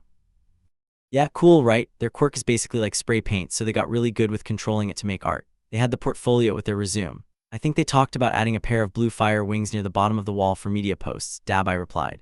Shoto's brother pushed away from his office desk and stood up from their previous relaxed position, but again, you won't be doing that. You'll be learning directly under me for the whole week. Shoto stood still as his brother glanced out the window just as the spray painting sidekick swung by it with an excited shout. First off, do you need water? Dabai asked, turning his head back to him. I have a mini fridge under here. Dabai held up a hand as soon as Shoto was about to ask when they would start. And before you say something sarcastic or sassy at me, remember you either get it here or in the community cafeteria. It's important to hydrate since one of my workers passed out from dehydration like 2 weeks ago. I would like water, Shoto eventually said. Dabai immediately threw a water bottle at him, making him react just in time to catch the bottle before it could hit his face. What is the first thing I must know as an intern? The first thing on my agenda is catching up on my patrol, Dabai said as he walked right up to Shoto. He grinned before placing a hand right on his shoulder. And you're going to tag along, so I'll teach you on the way as we go. At first he thought that as soon as he got to the agency, his brother would immediately start him in boring stuff like what kind of paperwork to file since Taoya often complained about the details of it. But he was pleasantly surprised when he was allowed to join him on patrol, even though the patrol was a bit lighter than what he expected. The patrol could be the easiest part of the job or the hardest. It just depends on if there are any crimes going on in the area you are patrolling, Dabai explained as Shoto walked behind him. Shoto was stuck in between his older brother and a new sidekick called Burnin who was around Dabai's age. Dabai scanned the area while they sauntered down the sidewalk. Many civilians paused in their shopping to point or endlessly stare as the young pro hero passed by. If there is, you need to deal with it and the paperwork that could come with it. Dabai paused just to point directly at him with a vindictive smile. I'll make you suffer through that paperwork whenever I can. If not, then you will just get to interact with the citizens and establish a sense of safety over the area. Shoto took notice of almost every gaze being directly pointed at his older brother in an odd way while he talked. Dabai continued walking without a pause in his step even though a girl shouted out nearby. Either way, it is good to patrol for many reasons. Oh my god, it's like he gets hotter each time I see him. His piercings are so cool. God, I think he'll be even hotter with tattoos. Stop, don't, I already have so many tattooed Dabai art saved in my phone, you won't believe how much I have. Girl, give me your number, I need you to send me all of that. Shoto glanced around to see the amount of fans that were looking at him. Among them were mostly young adults that looked around Natsuo's or Fayumi's age. Is patrol time also time for you to corral your fangirls? No, Dabai sighed. He reached behind the back of his head to scratch at his neck. Shoto could have sworn he heard someone swoon. This is strictly to patrol the area. I patrol the area for most of the day except during my lunch hours and the last 3 hours of my long day shift. Sometimes he gives the fans attention and they swoon all over themselves, Burnin commented in a low voice. You'll have to interact with your fangirls soon when you become popular in the rankings. You'll have to dodge when they just throw themselves at you. Why would they throw themselves at me? Shoto asked as Burnin stifled a laugh at his response. Dabai waved at a few groups of fans on the other street who were too nervous to approach, all of them freaking out when he spotted them. That would cause them bodily harm when I dodge, but if I don't dodge, I might be harmed from the force. Shoto, even though I claim my spot as the most handsome of our siblings, you are a close position for the prettiest brother, Dabai coughed as they continued to walk down the street. That being said, if any of your future fans cross a certain uncomfortable line, just tell me, I'll deal with them personally. If you're supposed to be the handsome one, where does Natsuo fall? Shoto asked his brother. Dabai shrugged. He's the smart brother who is learning to be a doctor while being the most muscled, so I think he'll be fine without the title of prettiest or most handsome. Hey, I remember that picture of him you showed me. He's quite a looker, Burnin piped up as they sauntered down the sidewalk, her arms stretched over her head. Shoto turned to stare to see her looking back at Dabai with a smug look. If you are trying to say that you think my little brother is hot. Suddenly, a loud alarm went off. Dabai whipped his head towards where the sound was coming from, which sounded like the next street over. It's showtime, Frostfire, let's see what you got, Dabai shouted, running down an alley with Burnin hot on his heels. Shoto cursed under his breath before following after the two, freezing the ground to skate after them quickly. He arrived just in time to see his brother raise a fist of flames up to a masked criminal, burning off the cheap mask with eye-hole cuts. Burnin was busy taking control of the crowd to get the people away from the seven to prevent any hostages. "On your left," Burnin shouted out, pointing to a tall man trying to run with a flour sack over his shoulder. "He's getting away." "Yo, Frosty, slow him down, would ya?" Shoto nodded, skating past Burnin with the cement road quickly turning to ice under his feet in his path. He pushed himself with every step, gaining closer and closer to the suspect who was desperately trying to find an escape route down an alleyway. Shoto followed after him, dodging away from nearby civilians who moved away from the escaping robber. In no time, he spotted the robber again. With his sight on him and no civilians in harm's way, Shoto extended his ice floor until it reached the robber's feet. He saw the robber slip on the ice before kicking his legs, erratically trying to keep upright as Shoto formed a wall behind him to cage the robber in. It wasn't long until the suspect slipped right on their face with a satisfying slapping sound against the hard ice. Shoto grabbed the bag from the ground and slammed his foot on the ground to extend the ice from the ground to wrap around the robber's torso to hold down their arms. He ignored the robber's disgruntled groans as Shoto melted the huge ice wall and the ice floor of the alleyway. He was about to grab the man by the ice cuff until Burnin appeared at the end of the alleyway with a grin. "Hey kid, I followed the ice trail you left behind. You should have seen how many robbers slipped on it when they were trying to get away from Dabai." Burnin approached him, gazing down at the apprehended suspect. She whistled in appreciation. "Not bad for your first official takedown, kid," Burnin said. You already melted part of your ice oath from the sign of these puddles." "What do I do now?" Shoto questioned. Burnin dragged the ice-wrapped robber up from the ground with a smirk. She pulled the robber back from him while continuing to smile. "The next step is to wait for the police to escort the robbers to jail, and they should be here soon. Also, you might want to melt the rest of your ice before civilians start to slip on it." He quickly turned towards the alleyway entrance and jogged back to where his ice path ended with Burnin laughing behind him. Shoto, for the most part, stayed silent around the civilians, only giving a nod or two while he melted the ice he had left behind in his haste. "Come over here, sweetheart. The hero needs to clean up the ice," he heard from a woman dressed in a formal black jumpsuit. He looked to find a girl dressed in light blue near his ice, placing her hand on the icy surface of the ground. "But it's pretty, mama." Once the woman spotted him approaching, she grabbed her daughter's hand to guide her away from the ice despite the girl's protesting. "Oh goodness, I'm sorry." Shoto nodded back at the woman before finding the gaze of the small girl standing just behind her mother. He cleared his throat awkwardly. "You like the ice?" The small girl nodded back at him from where she hid behind her mother's legs. She mumbled, "It's pretty." Shoto hummed before opening up his right hand, letting loose of his quirk to allow snowflakes to gather in his palm. He watched as the girl peeked around her mother to watch as the snowflakes formed into an angular flower shape. He heard her sharp intake of breath as he reached out with his hand. "I like the ice too." Shoto reached again with his hand, waiting for the small girl to take notice.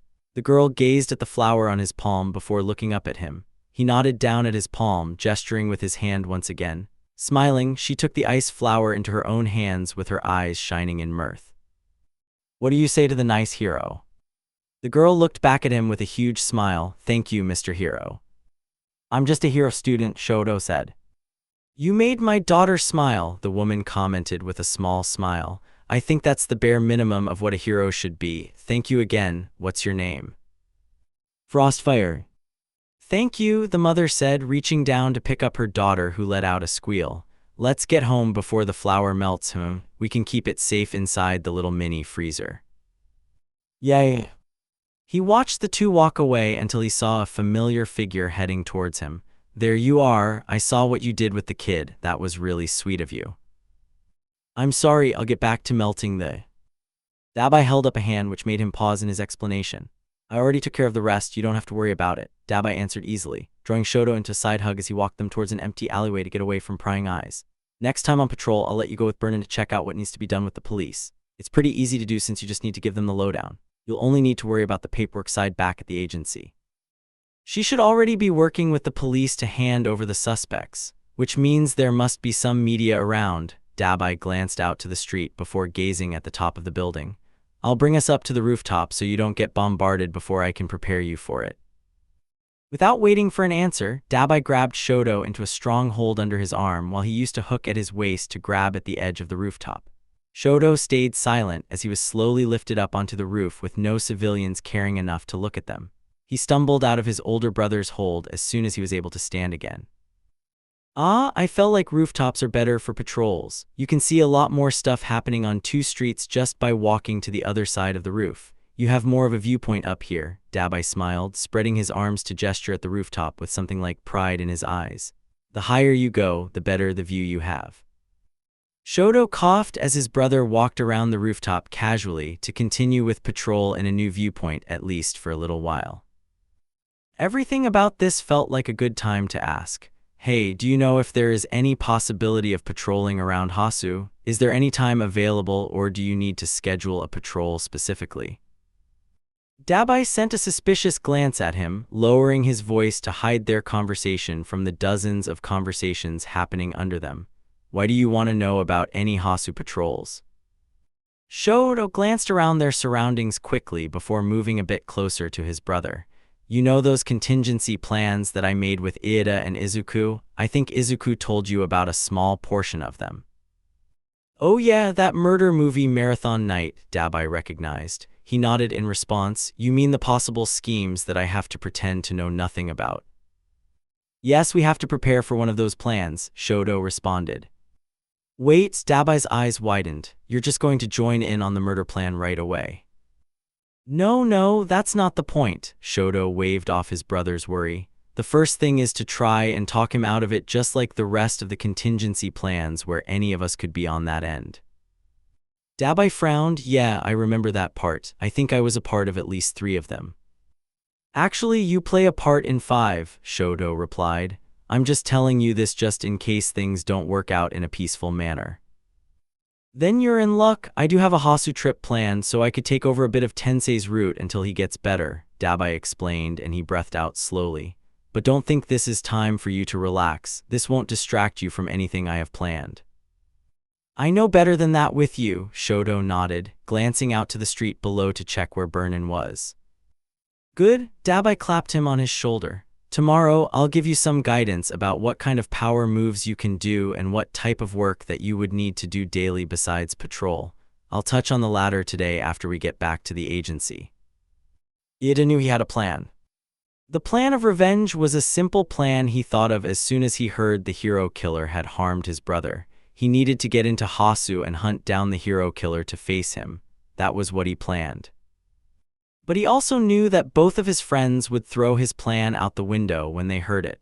A simple plan of approaching the hero killer in Hasu and avenging his brother's major injury was deduced and analyzed by Izuku quickly. The way Izuku went through the probabilities reminded him so much of the talks they had in the past with all the contingency plans that Izuku wanted to make with all of them. The plans went from hiding a murder to what happens if one of them goes evil or rogue. But no matter what, each of the plans had one of the first steps being to calm the situation in a way. The simple analytical explanation boiled down to Izuku telling him that if he faced the serial killer alone, there was a high chance that Iida would be hurt severely. He remembered what Izuku had said after he spent time scrolling through his phone and laptop. One of the heroes that Stain killed should have easily apprehended him. It looks like Stain has a quirk that makes his victim slower in some way, which makes his victory easier. So he should have expected to see the green hair right outside of Manuel's agency. In truth, he felt like he would see Izuku outside his front door when he left or at the train station to surprise him. "Good morning, Izuku," Iida greeted his oldest friend with a small smile. "I can't say that I'm surprised to see you here." "Ten-chan, glad you're here," Izuku said happily, waving him down as Iida closed the distance between them. Iida stood with his friend by his side and looked up to the agency they were standing right next to. They were more accurately standing outside the moderately small cafe beside the agency. "I honestly thought you would have chosen, you know." "Oh, I would have chosen Papa if this was a different situation." Izuku waved him off with a grin. His costume hoodie was unzipped to show the sleeveless black top underneath with the erasure scarf looped loosely around his neck. But you need me right now to sort things out and calm you down. Thank you, but did you say that you're supposed to help calm down my... Ida tilted his head a bit while he tried to dig into his mind to find a suitable word to describe his unpleasant, revenge-filled thoughts, less than admirable urges. Well, the cool mediator of the group is off with his cool older brother, and we both know I'm the type to not ask questions even if it means something like burying a body, Izuku said seriously. Sometimes Ida couldn't figure out if his friend was being serious or he just meant it in a joking tone. The smile on his face was eerily similar to Nezu's in a way where he couldn't read it most of the time when he said stuff like that. Either way, I'm still your best friend and I'm here for you. I will appreciate any comfort you give me, Izuku, Ida sighed in relief. He looked around to see any sign of his transportation like a jet pack or something similar, but found nothing but the air around them. How did you get here?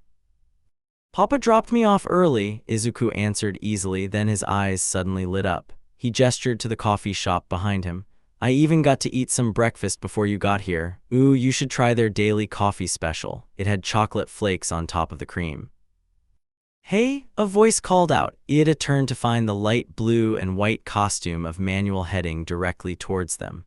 I was wondering when both my interns would show up. Were you stopping to get a coffee before your shift started? No, sir, my friend prefers orange juice, Izuku answered, gesturing to him with a smile. Ida looked back at him before greeting his new mentor with grace. I'll keep that in mind for the week we have ahead of us, Manuel replied easily with an easygoing grin. I'll be sure to teach you the ropes of the job. Ask me any questions and I'll do my best to answer them. Now, let's get you two inside. I'll give you a tour of the inside office and test out what you both have before I bring you out for patrol. Manuel beckoned them with his hand, walking towards the entrance of his agency. Manuel's manual on internship. Manuel led them into the agency building with a welcoming grin on his face, even as sidekicks hustled around them. The room was painted light blue with natural wood trim. The dark blue carpeted floors complemented the white cubicles where people were working hard either on the computers or answering calls on their headsets. Along the walls were several houseplants with natural wooden hanging shelves holding potted plants high above. Several portraits of drawings that seemed more random despite the blue and green theme of the room. It felt like the portraits were bought randomly, like they were found at a thrift store or donated to them. This is the Manuel agency, Manuel gestured with his wide open arms to introduce the place to them. He turned to them with the grin still on his face. This week, you will learn directly from me. Thankfully, I only have a bit of training planned for today. I'll bring you to the training room after a short tour, Manuel continued, walking past the outer walls of cubicles. And tomorrow is when I will bring you both out for patrol. Izuku hummed, crossing his arms behind his head. I'm curious, why did you choose us for the internships? I chose you two for my interns because of two different reasons. I chose Ida because I felt similar to him, Manuel answered. And I chose you because the way you fought during the festival was smart yet careful. Ah, Izuku nodded, intrigued by a shelf with a hedgehog-shaped vase. So you said something about a tour. Ah, right, I'm a little rusty on being a tour guide. Manuel cleared his throat and gestured to the lines of cubicles where groups of people were steadily working at their own pace. Here is the cubicle office space. It's a more open layout so it doesn't feel as suffocating as a regular office building. Manuel raised his finger like he was listing off an important fact. That's important to know when you have your own agency in the future. You need to make sure everyone working with you is comfortable in the work environment. That's logical, Ida stated as they continued to walk past the lines of plants. Next we have the bathrooms. There should be 3 separate bathrooms on this floor right by the elevator towards the back. You should see them right near the flower vase painting. Manuel pointed in the direction quickly, letting their eyes stay in that direction before gesturing with his hand towards a nearby room. This is the break room where everyone can store their lunches or get refreshments. Manuel guided the two past the busy area, stopping briefly to pick up a pen one of the workers had dropped on the floor. He gave it to the employee as they passed by. Now I'll just guide you both upstairs where the training room is. When we get there, I can determine how much I can teach you. Ida glanced at his friend to see Izuku watching the area intently as they continued past a door leading to a stairwell. In the stairwell, a fake vine was curled around each step like it was solely responsible for holding it up. Is there any reason why your inner office is covered in plants? Yeah, when I hired my interior designer, I said I liked plants and gardening as a hobby, but they took it a little more. Manuel glanced up at the vines hanging from the inner ceiling of the stairwell, swinging down from the middle area, heavier than I originally thought. Is it all real? Ida asked, looking down at the mixture of vines. It almost looked like the green vines were braided together. It reminded him of the overflowing mint vines that his mother was trying to grow in her own garden. Manuel made a so-so gesture with his hand, a mix. The ones in the first floor office area are real. Anything from the stairwell and up is a mix of real and fake. The ones in the training room and the stairwell are fake, but the other ones are real, especially the ones in my office and the mini garden. There's a miniature garden? Izuku asked with a slight head tilt, poking at one of the vines to feel the plasticky fabric underneath the small leaves. It's not what you might think, Manuel chuckled as he reached the last steps. It's just a little space in the second floor's break room. It's just 2 little spots for succulents and cactuses right by the window. And we're right here, Manuel said, gesturing to the glass wall behind him with gym equipment to one side and a free space of mats on the other side. Ida turned his head to see that the glass wall ended farther down and extended into a hallway. The training room must not take up that much space on the second floor. This is the training room. Manuel introduced the room by opening a side door right next to the stairwell door that led straight into the training room. Ida walked in, followed by Izuku right on his heels. Izuku looked straight up once he spotted the hanging vines once again. Tenya. Yes, Ida turned his head only to see his friend's finger pointed above him. I already see the vines. Oh, Ida said, raising his head to view the fake vines only to discover the lack of ceiling. Upon first glance, he didn't notice the netting or rock wall on the back of the wall or the large wide platforms leading further up. That's one of my favorite features, Manuel admitted, pointing up at the large expanse. The designer knocked out parts of the third floor to make this happen, but don't worry, it's completely safe up there for people inside and outside the training room. Wow, it's very impressive, Izuku said, walking deeper inside the room towards the training mats. I haven't seen a training room quite like this one, Ida admitted almost subconsciously after Izuku. The training was more strict than he was expecting from Manuel. Even though he was ranked in the 200 area, he made sure to instruct them exactly on what they could do and how they could do it. Manuel suggested a more versatile training for Izuku since he mainly used support gear and weapons along with martial arts. So Ida spotted his friend almost all over the gym, taking notes while Manuel talked about certain styles he would use during battles with his water for both offense and defense. When it was his turn, Manuel focused on getting him to train a more defensive part of his quirk since his powerful legs were enough of an offensive side. Manuel watched over them with minimal breaks in between to check on his sidekicks below to see if there was any huge trouble that needed him to step in. After the training, Manuel invited both of them to his office so they could file their first day of the internship. It was just a little paperwork that details what they have learned on each day of their internship. Manuel's office was not what Ida expected. There was a yoga mat rolled up in the very corner behind a potted plant in the corner. There was a large bookcase beside the potted plant with multiple books lined up on the shelves. It paired well with the long table with wall shelves of some scattered awards. His main desk was right in front of the large window at the very back with curtains pulled to both sides. Yet on the other side of the wall had no furniture except for a love seat. The only decor on the wall was decorated with pages and drawings from young children.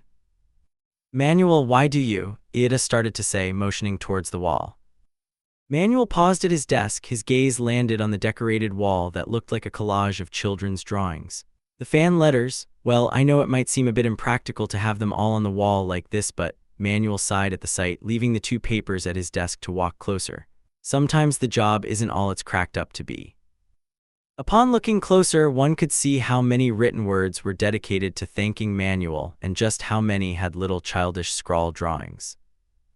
I made this so I can look at all of the things my fans had sent me, the kids who look up to me, and that's what inspires me to continue with my job, Manuel answered. He smiled at the wall with an honest look in his eyes. But I always wanted to be a pro hero so I could be a role model to kids just like me. Lodging was only one of the many things many pro hero internships will provide.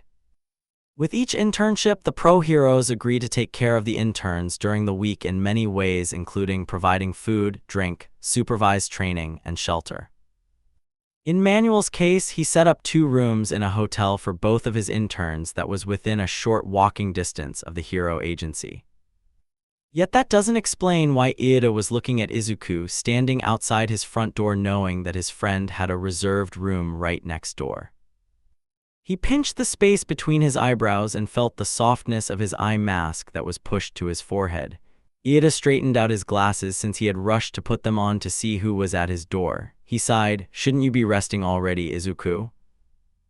"I couldn't sleep that well, so I can come here for an impromptu sleepover. Just like old times," Izuku said, clutching a pillow under his arm. His pajamas laid on his chest without a wrinkle from the soft cotton material it was made from.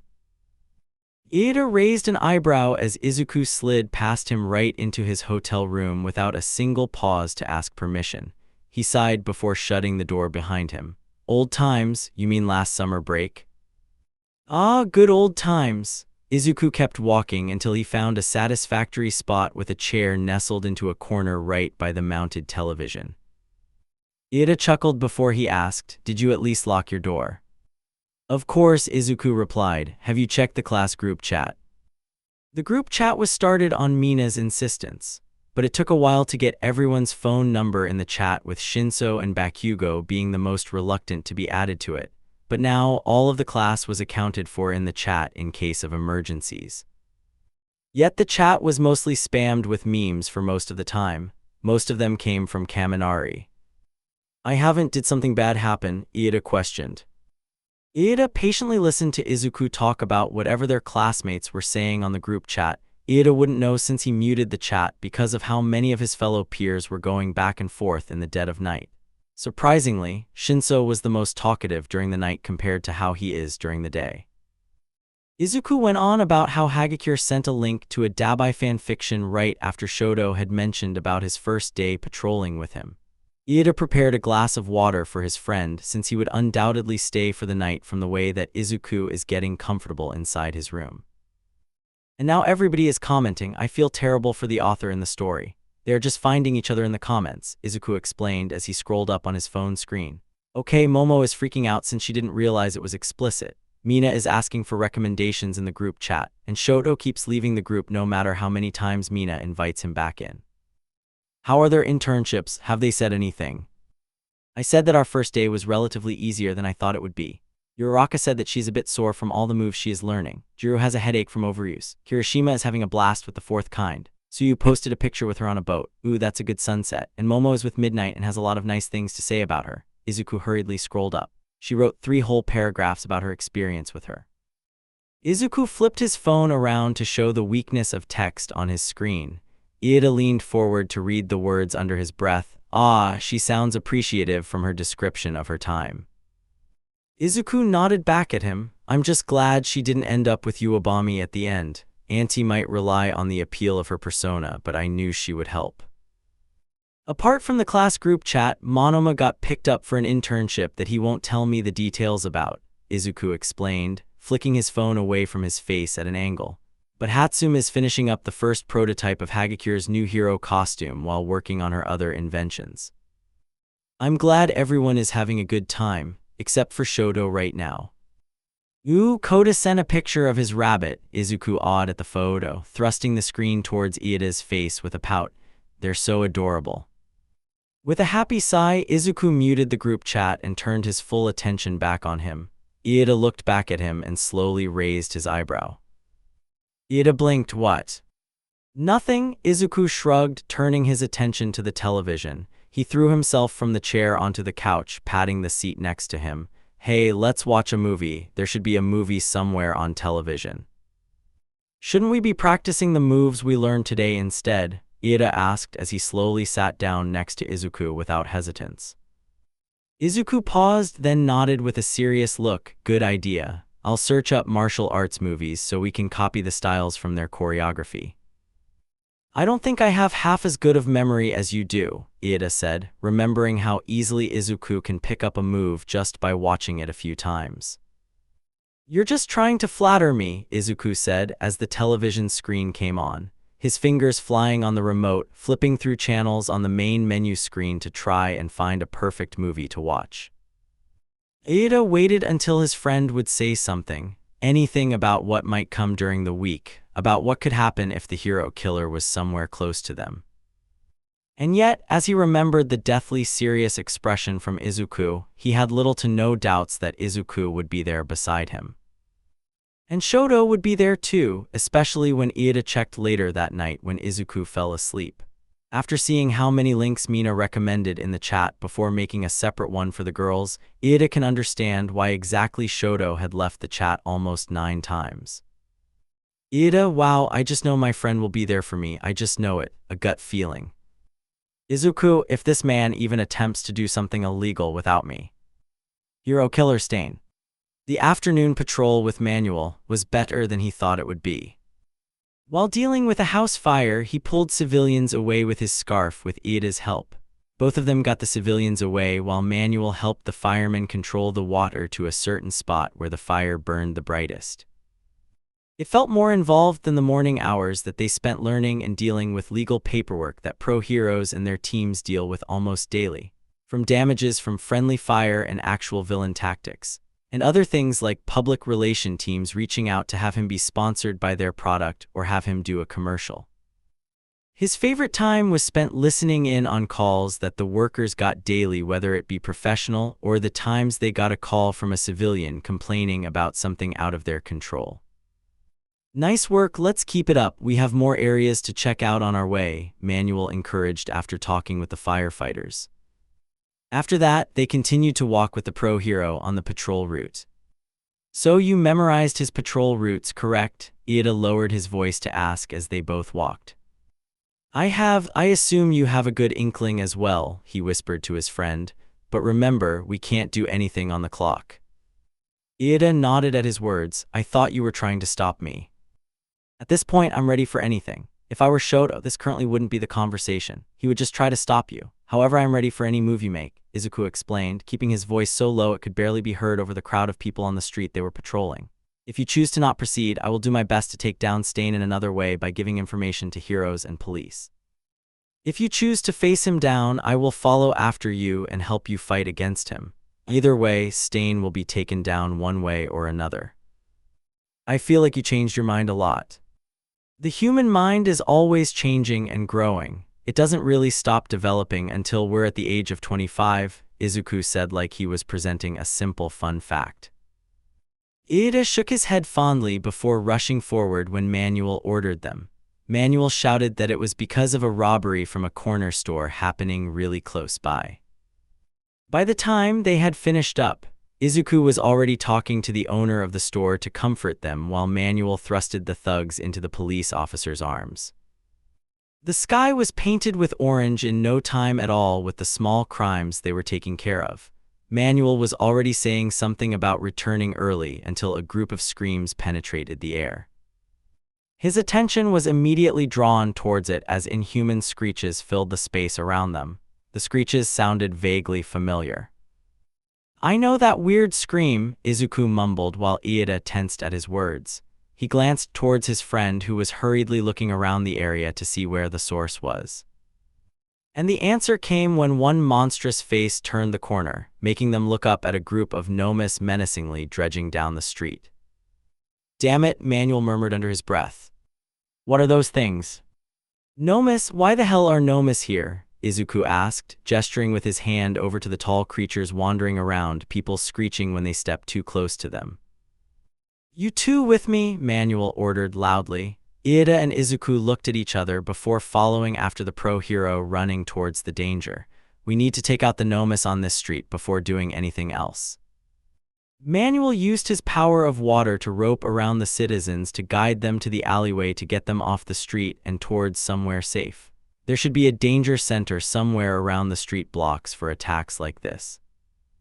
Izuku and Iida launched themselves at the Namu along with some of the other sidekicks that joined on the patrol. Iida got 2 kicks in, making the Namu stumble back right before Manuel came straight in to wrap his water around the Namu's head. He wrapped his scarf around their legs, making them trip and fall completely. A sidekick stepped in to tie their landless together as Manuel kept his water at the head. The sigh of the exposed brain rippling inside the clear water distributed around their head. "It should be long until more heroes are dispatched here," Manuel explained over the faraway screams. He glanced down the street to see a fire starting as more shadows of the same creatures appeared. "I got word that backup is on the way straight from Dabai." Izuku muttered under his breath, "Dabai? That means Shoto's around here somewhere too." He glanced at Iida's face to see that his friend had come to the same conclusion. Another pair of screams sounded off in the distance as the shadows grew larger on the side of the building at the end of the street. Iida turned toward an alleyway with a determined look on his face. Izuku kept an eye on him as he turned his attention back to Manuel, who was busy instructing his sidekicks to take care of civilians and the fires that were spreading.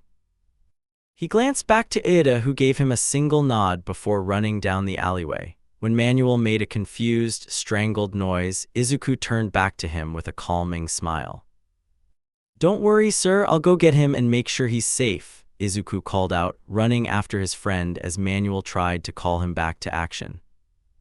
Izuku wasn't surprised by how fast Iida took off, and Manuel was shocked by how fast he followed after Iida, calling both of their hero names out as he rushed towards the path his friend took. Stain normally patrols at night from the noodle shop at the corner of the street all the way to the tallest department store. He should start at the very middle of the network of alleyways and work outwards from there. His thoughts rambled together as he ran, trying to follow after his friend even though he was already out of sight. "Hang on, I'm coming," Izuku whispered as he continued to sprint. The night was coming sooner than Iida thought as he raced through the alleyways, avoiding the horrifying screeches of the unnatural monsters around. From the sounds, he can tell the backup heroes have arrived just from the amount of power moves he heard being called out. Stain would be using this attack to his advantage. He couldn't let this kind of opportunity of mass chaos to do what he wanted. No one would hear him attacking a pro hero when everyone was screaming. From the sound of it, the pro heroes in the area were taking care of the sudden influx of Nomus, and with this distraction, he could go after the man responsible for his brother being in the hospital. Iida kept running until he heard something escape under the louder sounds from the streets, a pained whimper somewhere nearby followed by a choked laugh. He headed straight towards the sound only to find Native, a pro hero, sitting against the wall with a bleeding wound. And there, standing in the alleyway, was Stain. Crazy black hair spiked back like the spines of a dangerous lizard with faded wrap bandages across his eyes, covering the place his nose was supposed to be. From the flatness of his face, it looks like he didn't even have a nose. His shadow was enough to be menacing, even though his eyes haven't even landed on him yet. "Why are you even doing this?" Native raised his voice to the hero killer.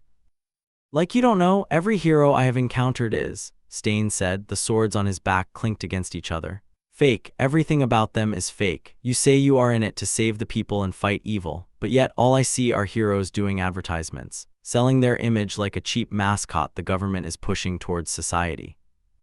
"Is this because of that one commercial I did for a gym?" Native winced as he tried to apply pressure to his own wound, looking away from the glare that the hero killer sent him.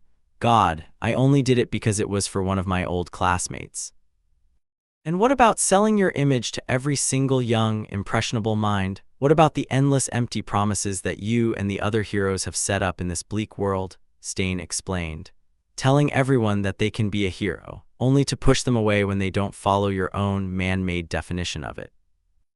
Iida listened to every word from his hiding spot against the wall. With each word, his fist clenched harder. His brother saved people. His brother had done his best each and every day because he wanted to help others. He was the hero he wanted to be like.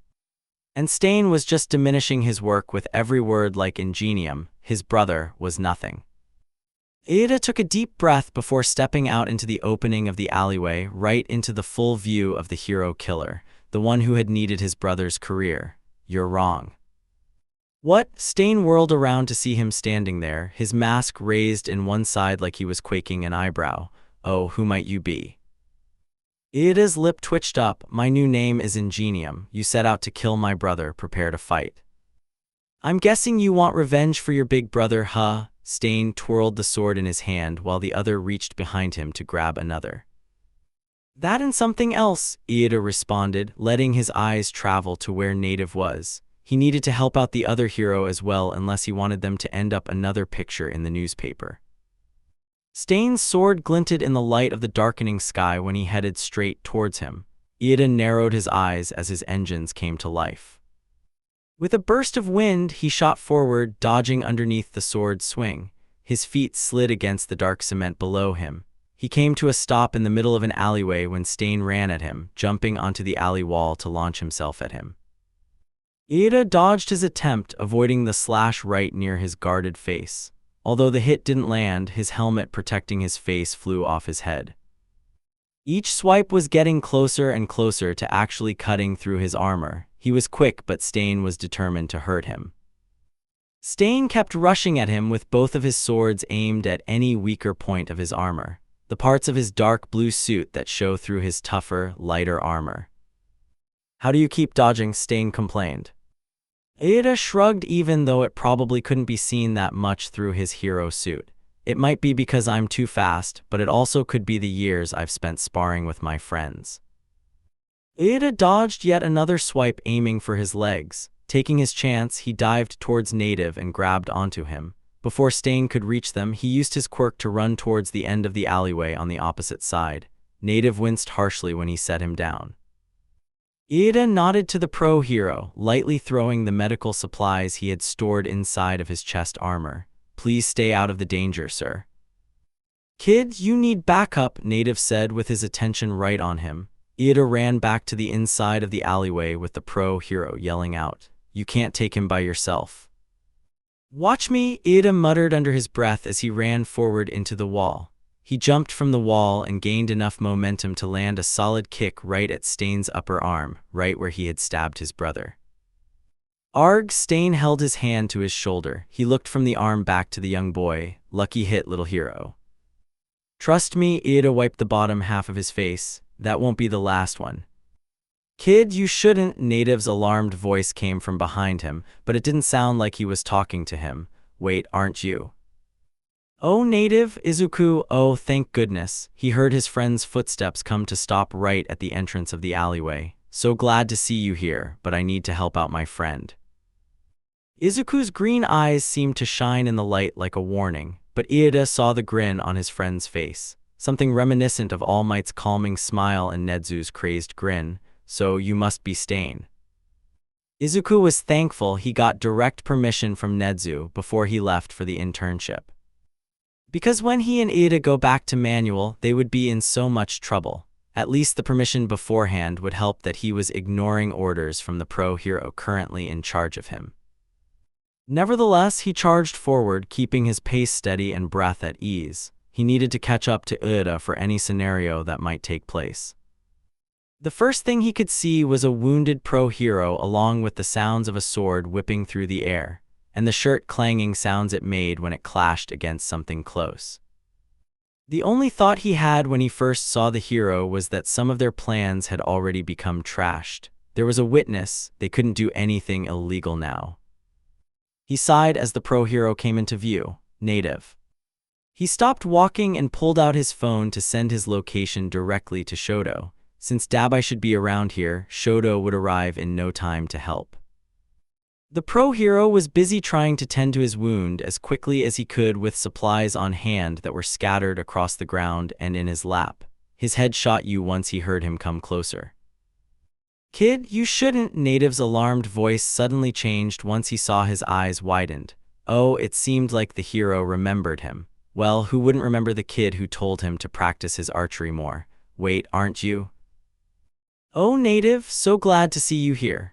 Izuku kept walking right past the wounded hero even though he attempted to make him stop by reaching out with his other arm. Izuku avoided his grasp as he walked right up to the alleyway. But I need to help out my friend. His gaze found Iida's without his armored helmet blocking it, and Stain. Wow, okay, he was expecting the red but not the lack of style. I mean, if he was a serial killer, he would have wanted to make an impact.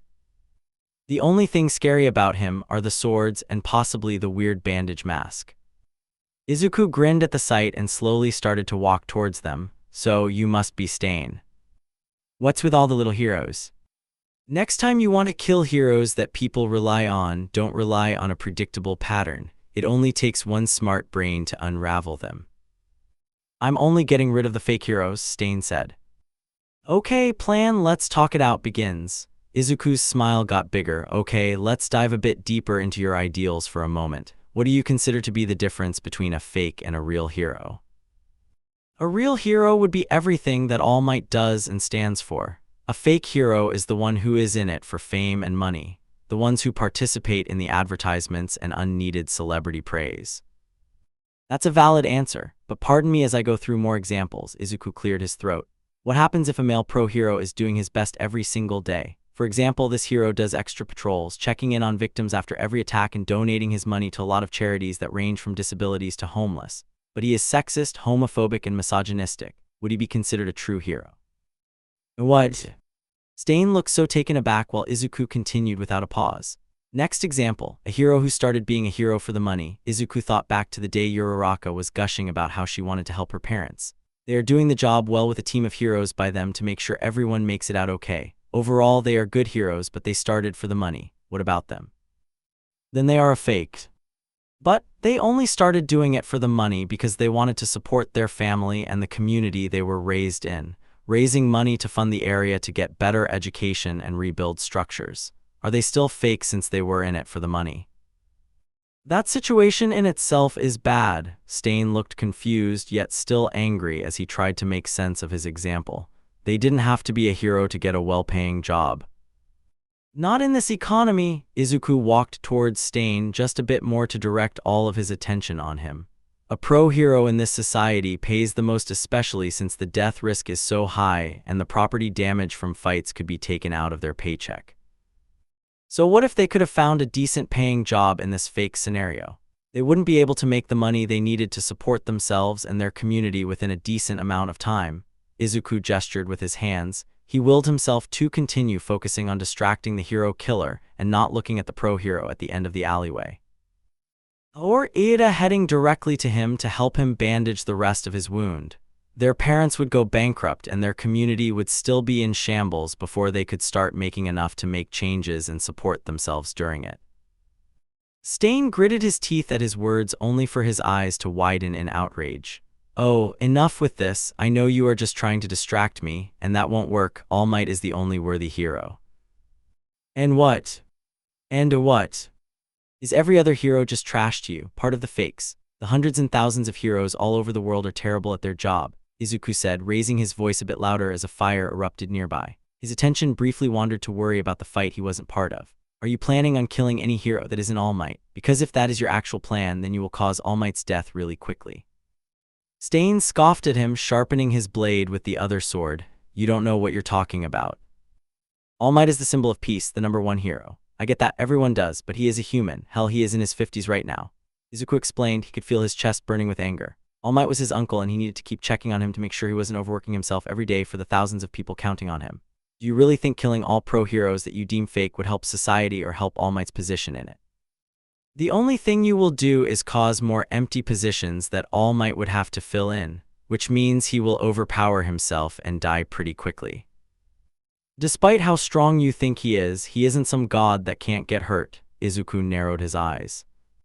He stared at Stain with hatred growing inside of him. Do you really think this is the road you want to travel, Stain? The path you want to take? Stain remained silent as he readied his swords. Izuku reached for the scarf around his neck as it started to unwind. A burst of ice swirled across the dark cement, suddenly making the narrow way into a small ice rink. The ice creeped up Stain's legs, keeping him still on the ground with no chance to move away. Don't worry, Dabai is bringing the shovels and Shoto appeared at the end of the alleyway in a flourish of fire and ice flaring up on both sides of his body. Oh, did I miss my big entrance? OMG, 1 million reads. Are you kidding me? Thank you so much for reading this story. Blood types and shovels. The patrol in Hasu started in the morning, which was nice since he grabbed street food during lunchtime. He hurried through, eating halfway through his takoyaki since Burnin warned them of an incoming car of robbers. And he tracked the gif of his brother licking sauce off his cheek on every social media he had. It just kept popping up with hearts and comments about how hot he was during battle. Of course he was. Blue fire was the hottest flame that exists. But he can only assume they meant hot as in the type of way they see his brother in the fanfiction links that Mina sent through the chat. He barely saw the tags before closing it right away, but the words still haunted his mind. Other than surprising comments from his brother's fans, the rest of the patrol went as normal according to Burnin. In her words, anything ranging from purse thief to robbery is normal stuff. Endangerment to attempted murder is more like once every week. And the bigger cases are more dangerous to a point where Dabai doesn't want him to be very heavily involved in it. When he asked, Dabai said, "I don't want someone young like you or one of your classmates to handle something like that. Cases like those should be meant for the adults to take care of." So he expected possibly running into Stain or some mention of Stain on patrol since he knew from Izuku he would be there. But the sight of the eye-bulging monsters like the Namu from USJ was not something he thought would happen. His brother immediately started instructing Burnin and him to redirect their fire and guide the civilians to safety. It didn't help that a fire was spreading more to a point where he didn't know if it was their own or a disaster the Nomus started their own selves. Dabai's blue fire really helped burn through the Nomus' skin, leaving a hole in their chest each time. But with every single one he killed, another two showed up around the corner, making the civilians around them run away. Gritting his teeth, Shoto tried to guide the civilians away from the incoming Nomus, but his work was interrupted with a vibration from his phone that was tucked into his utility belt pocket. He waited until all the civilians were out and checked his phone, and right where he expected it, Izuku sent him a GPS location in their group chat. "Dabai, grab shovels and meet me in the alleys," Shoto said, rushing past his brother who was looking around for more Nomus to come his way. "Got it," Dabai said without a pause, then he paused in confusion. "Wait, where?" "You'll find it," Shoto called out to him. His brother screamed out as he pulled up the location to find out which alleyway he needed to take to get there. "Hey intern, I give you permission for whatever you need to do." "Thanks." He passed by a dumpster full of pizza boxes and empty Pro Hero ramen figurines. Then somehow, after running past a flickering streetlight, he found himself right at the mouth of an alleyway.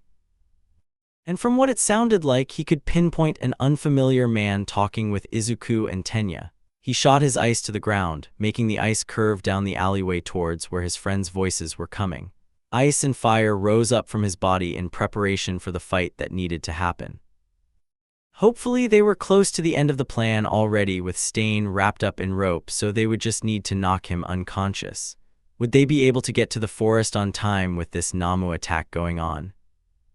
"Don't worry, Dabai is bringing the shovels and..." Okay, he must have misunderstood whatever plan they were going with since Tenya and Izuku were still fighting him. Stain was not unwrapped, and there was another pro hero peeking their face around the other side of the alleyway. From the feathers sticking out, he can only assume it's the one from the gym commercials, since no one really uses feathers in their costumes, except for Hawk since his entire wings are made up of them.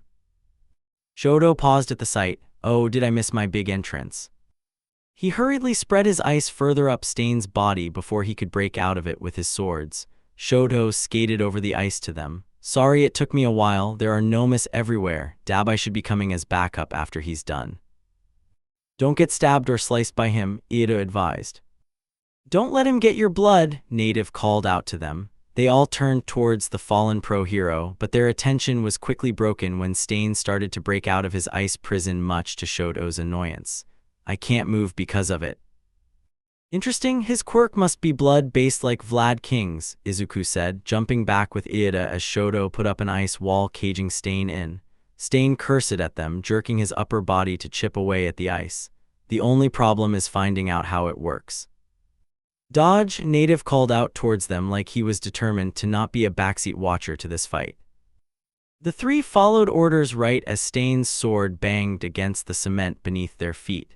With a roar, Stain smashed the ice holding him back, using the dull end of his swords to get the last of it off of him.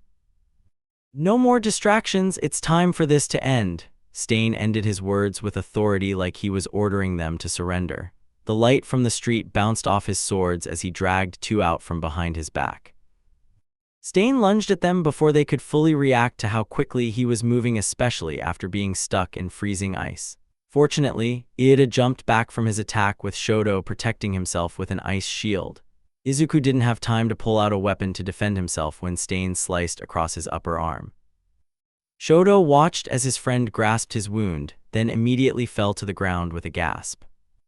It was like a burn when Stain's sword swiped across his flesh, but everything in his body froze up when he heard Stain lick the cold metal of his knife. It's blood, it has to be the blood, he thought to himself as he collapsed to the ground. He heard Iida call to him as Stain's sword clanked against the alley's brick wall. Shoto started to use his fire as a hand clasped on the back of his costume's gray hood. "Stay here, Izuku," Iida whispered to him as he gently set him against the wall with Native waiting around the corner. Izuku didn't have time to say anything in return before Iida took off to run towards the hero serial killer. "Those are my best friends," Izuku mumbled as he watched Iida kick Stain's head while Shoto was intent on setting his ragged clothes on fire. "I would offer medical attention, but I'm in the same position as you, kid," Native replied. "It's fine," Izuku shrugged off his concern. "It's only a flesh wound, I probably won't even need stitches." "You three shouldn't have been here in the first place and gotten yourselves into this mess," Native commented. "But you would have died, Native," Izuku said honestly. "If Iida hadn't been there, Native could have died from Stain." Native shook his head with a serious expression. "It's better for me to die than have 3 kids risk their lives to save me." Izuku pouted at his phrasing. "Hey, we're teenage and heroes in training." "Yeah, kids," Native breathed in when he saw Izuku roll his eyes. "And basically Bobby's in the pro-hero work." "Huh?" Izuku redirected his attention onto the fight again. He narrowed his eyes to see any weak points in Stain's fighting style, but there was no clear weak point or opening he could see because the fight was going so fast. He paused his lip and turned to Native. "Do you have any information about what his quirk might be?" "I was paralyzed after he sliced me," Native shrugged in response. "Did you see him lick your blood at all?" "He did," the pro-hero replied after a moment. Iida could be heard from only a few feet away as he skidded to a stop and went right back into fighting, but I just thought it was to make him seem more threatening. "There must be a time limit or something. If his quirk is based on blood, there could be a time limit that could be based on how much blood he ingested or what type of blood."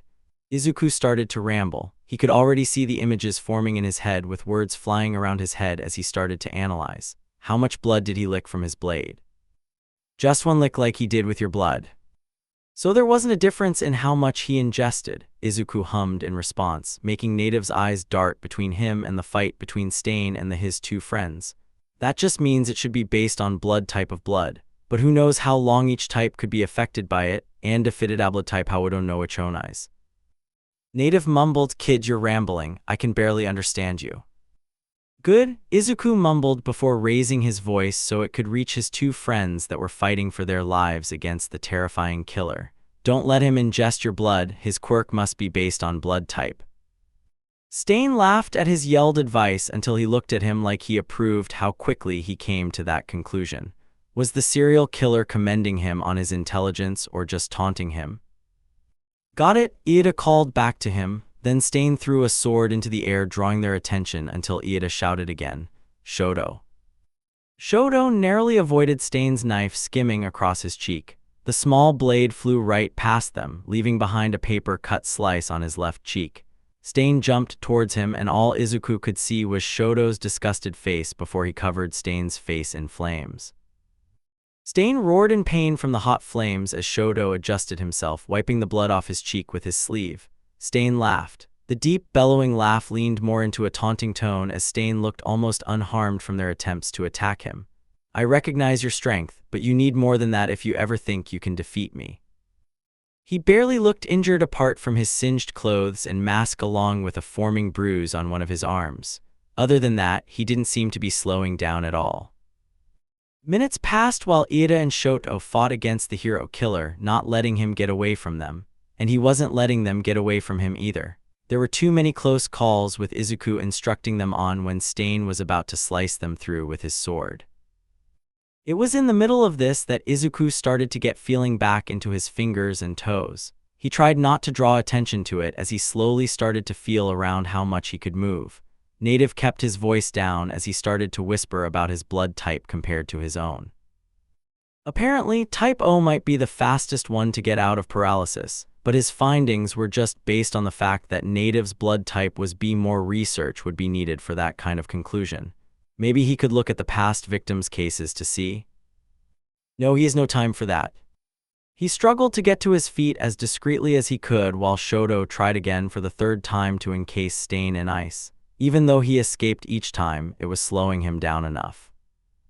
Stumbling to his feet, Izuku reached in his belt for the retractable staff he made for the sports festival. The staff opened with a clang, drawing his friend's attention to his standoff game form. Unfortunately, Stain noticed as well. "Ah, you're the universal donor blood type," Stain remarked, his arm bursting through the ice again despite Shoto's irritated groan. "That's disappointing." With that, Izuku jumped into the fight with a swing of his staff blocking Stain's sword. "Do you know what plan we are following?" Shoto harshly whispered to him as Izuku attacked Stain with his staff, using the staff to choke Stain like he was a hitman in a mission to take him down. Ida shrugged as he ran forward, pulling Shoto behind him to avoid a wave of throwing knives in their direction. "I think there is no plan for us, but Izuku has something up his sleeve." "Doesn't he always?" Shoto asked in return before lighting his fist on fire. He attacked Stain with fire as Izuku started to play dirty by pulling at Stain's hair to yank him back. Stain yelled when Izuku unleashed a cloud of painful mace directly into his eyes with a fierce grin. Ida watched as Stain attacked blindly. Two of his throwing stars lodged themselves inside Shoto's left side, which caused him to groan from the pain. Izuku threw himself off Stain's back to protect his friend from another attack. Ida rushed forward with a grimace, watching as Stain blinked his eyes open to determine where he would slash his sword. It could have been that bloodthirsty glint in his eyes, but all he could think about was his friends and how he didn't want their blood to be spilled any longer. It was bad enough that Izuku got hurt, and now Shoto was stabbed. He couldn't allow Stain to harm anyone else that he cared for. He skidded to a stop in front of his friends and felt a warm feeling engulf his chest. But it wasn't his chest vibrating from the warmth of his friends, or a song playing from the end credits of a movie they watched. It was his arm that Stain's sword had stabbed right through, and the song was his scream that penetrated the air.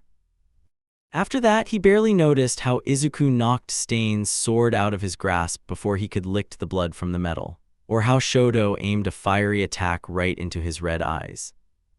But he did notice when the red fire quickly became a blue color. "Backup has arrived, now get the hell away from those kids," Dabai yelled, his blue fire enveloping Stain in a solid wall of fire. Then, a shovel flew through the air and banged against the side of Stain's head. "I brought the shovels too, you damn." Manuel interrupted Dabai's shout by rushing past Ida with Native on his shoulders. Izuku and Shoto took the reins while Dabai helped finish Stain off. Manuel returned with a frustrated huff. "I can't believe you would go against my orders." "I apologize for my actions, sir," Ida replied softly as the pro-hero tended to his arm. Ida watched as Manuel's comforting words faded into the background as his arm was wrapped in bandages.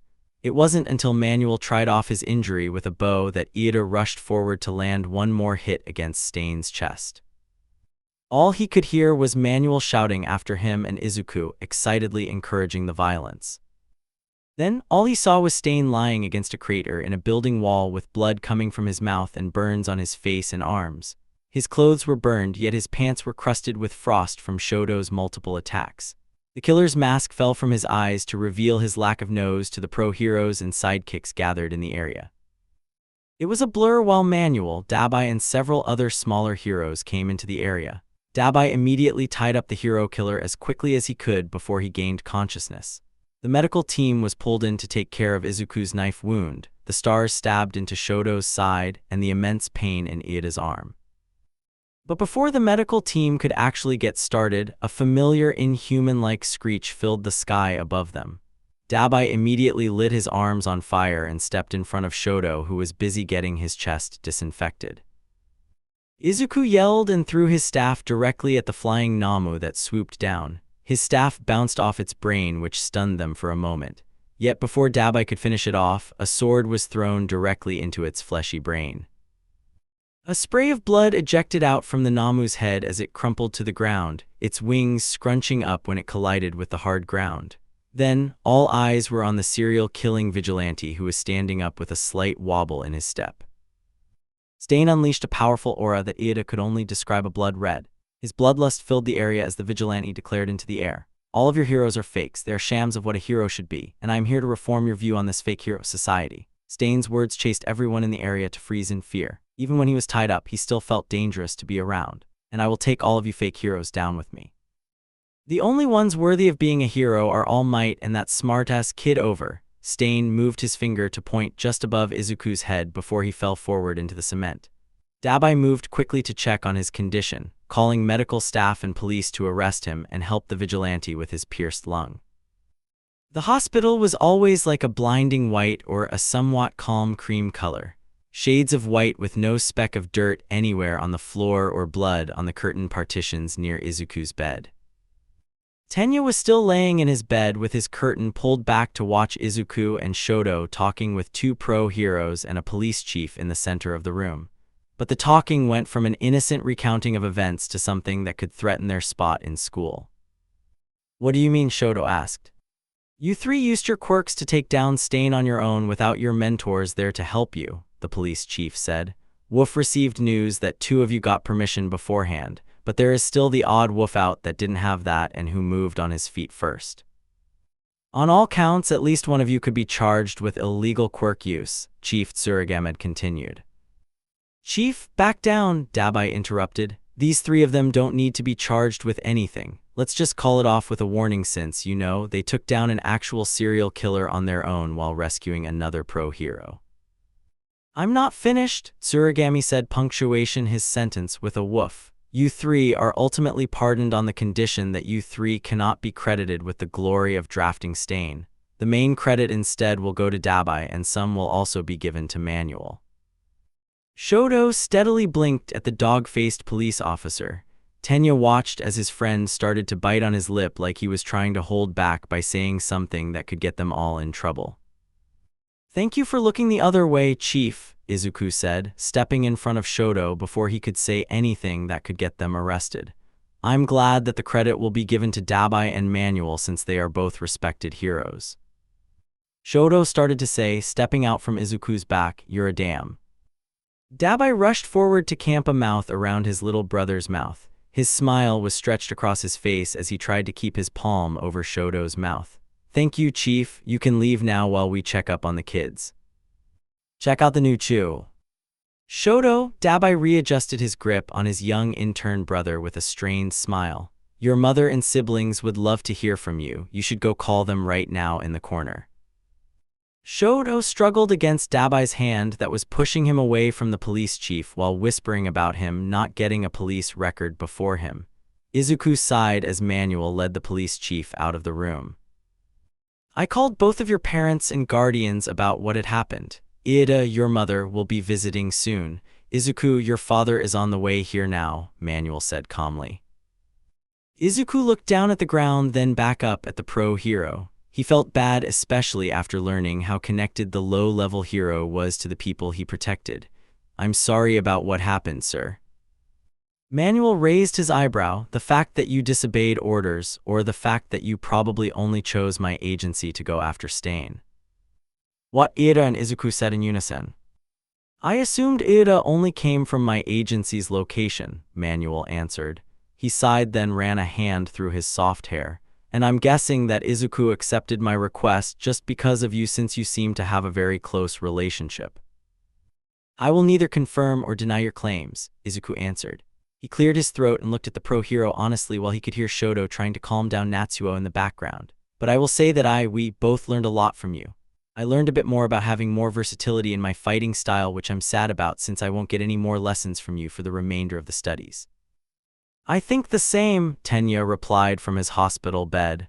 I think that it's a shame that we didn't get the chance to learn more from you since we are too injured to continue. Natsuo, I'm seriously fine. Taoya is exaggerating my injuries. Shoto's voice filled the room in silence. He hummed when Dabai flicked him in the head. Tenya got the most hurt out of all of us. Manuel sighed, I'm just glad all of you, are all right. I wouldn't be able to forgive myself if I let any of you get hurt under my watch. Speaking of that, how is Native? Iida questioned from his bed. He is expected to make a full recovery, Manuel replied with a calmer expression than he expected. And he passed along that he also disapproves of your actions but will send a gift basket to all three of you when he can. Gift basket? Shoto's voice gained everyone's attention. Can I send one to the dear old police chief? No, I don't trust you, Dabai said. Shoto looked up at his brother, yet you brought the shovel. Tashe.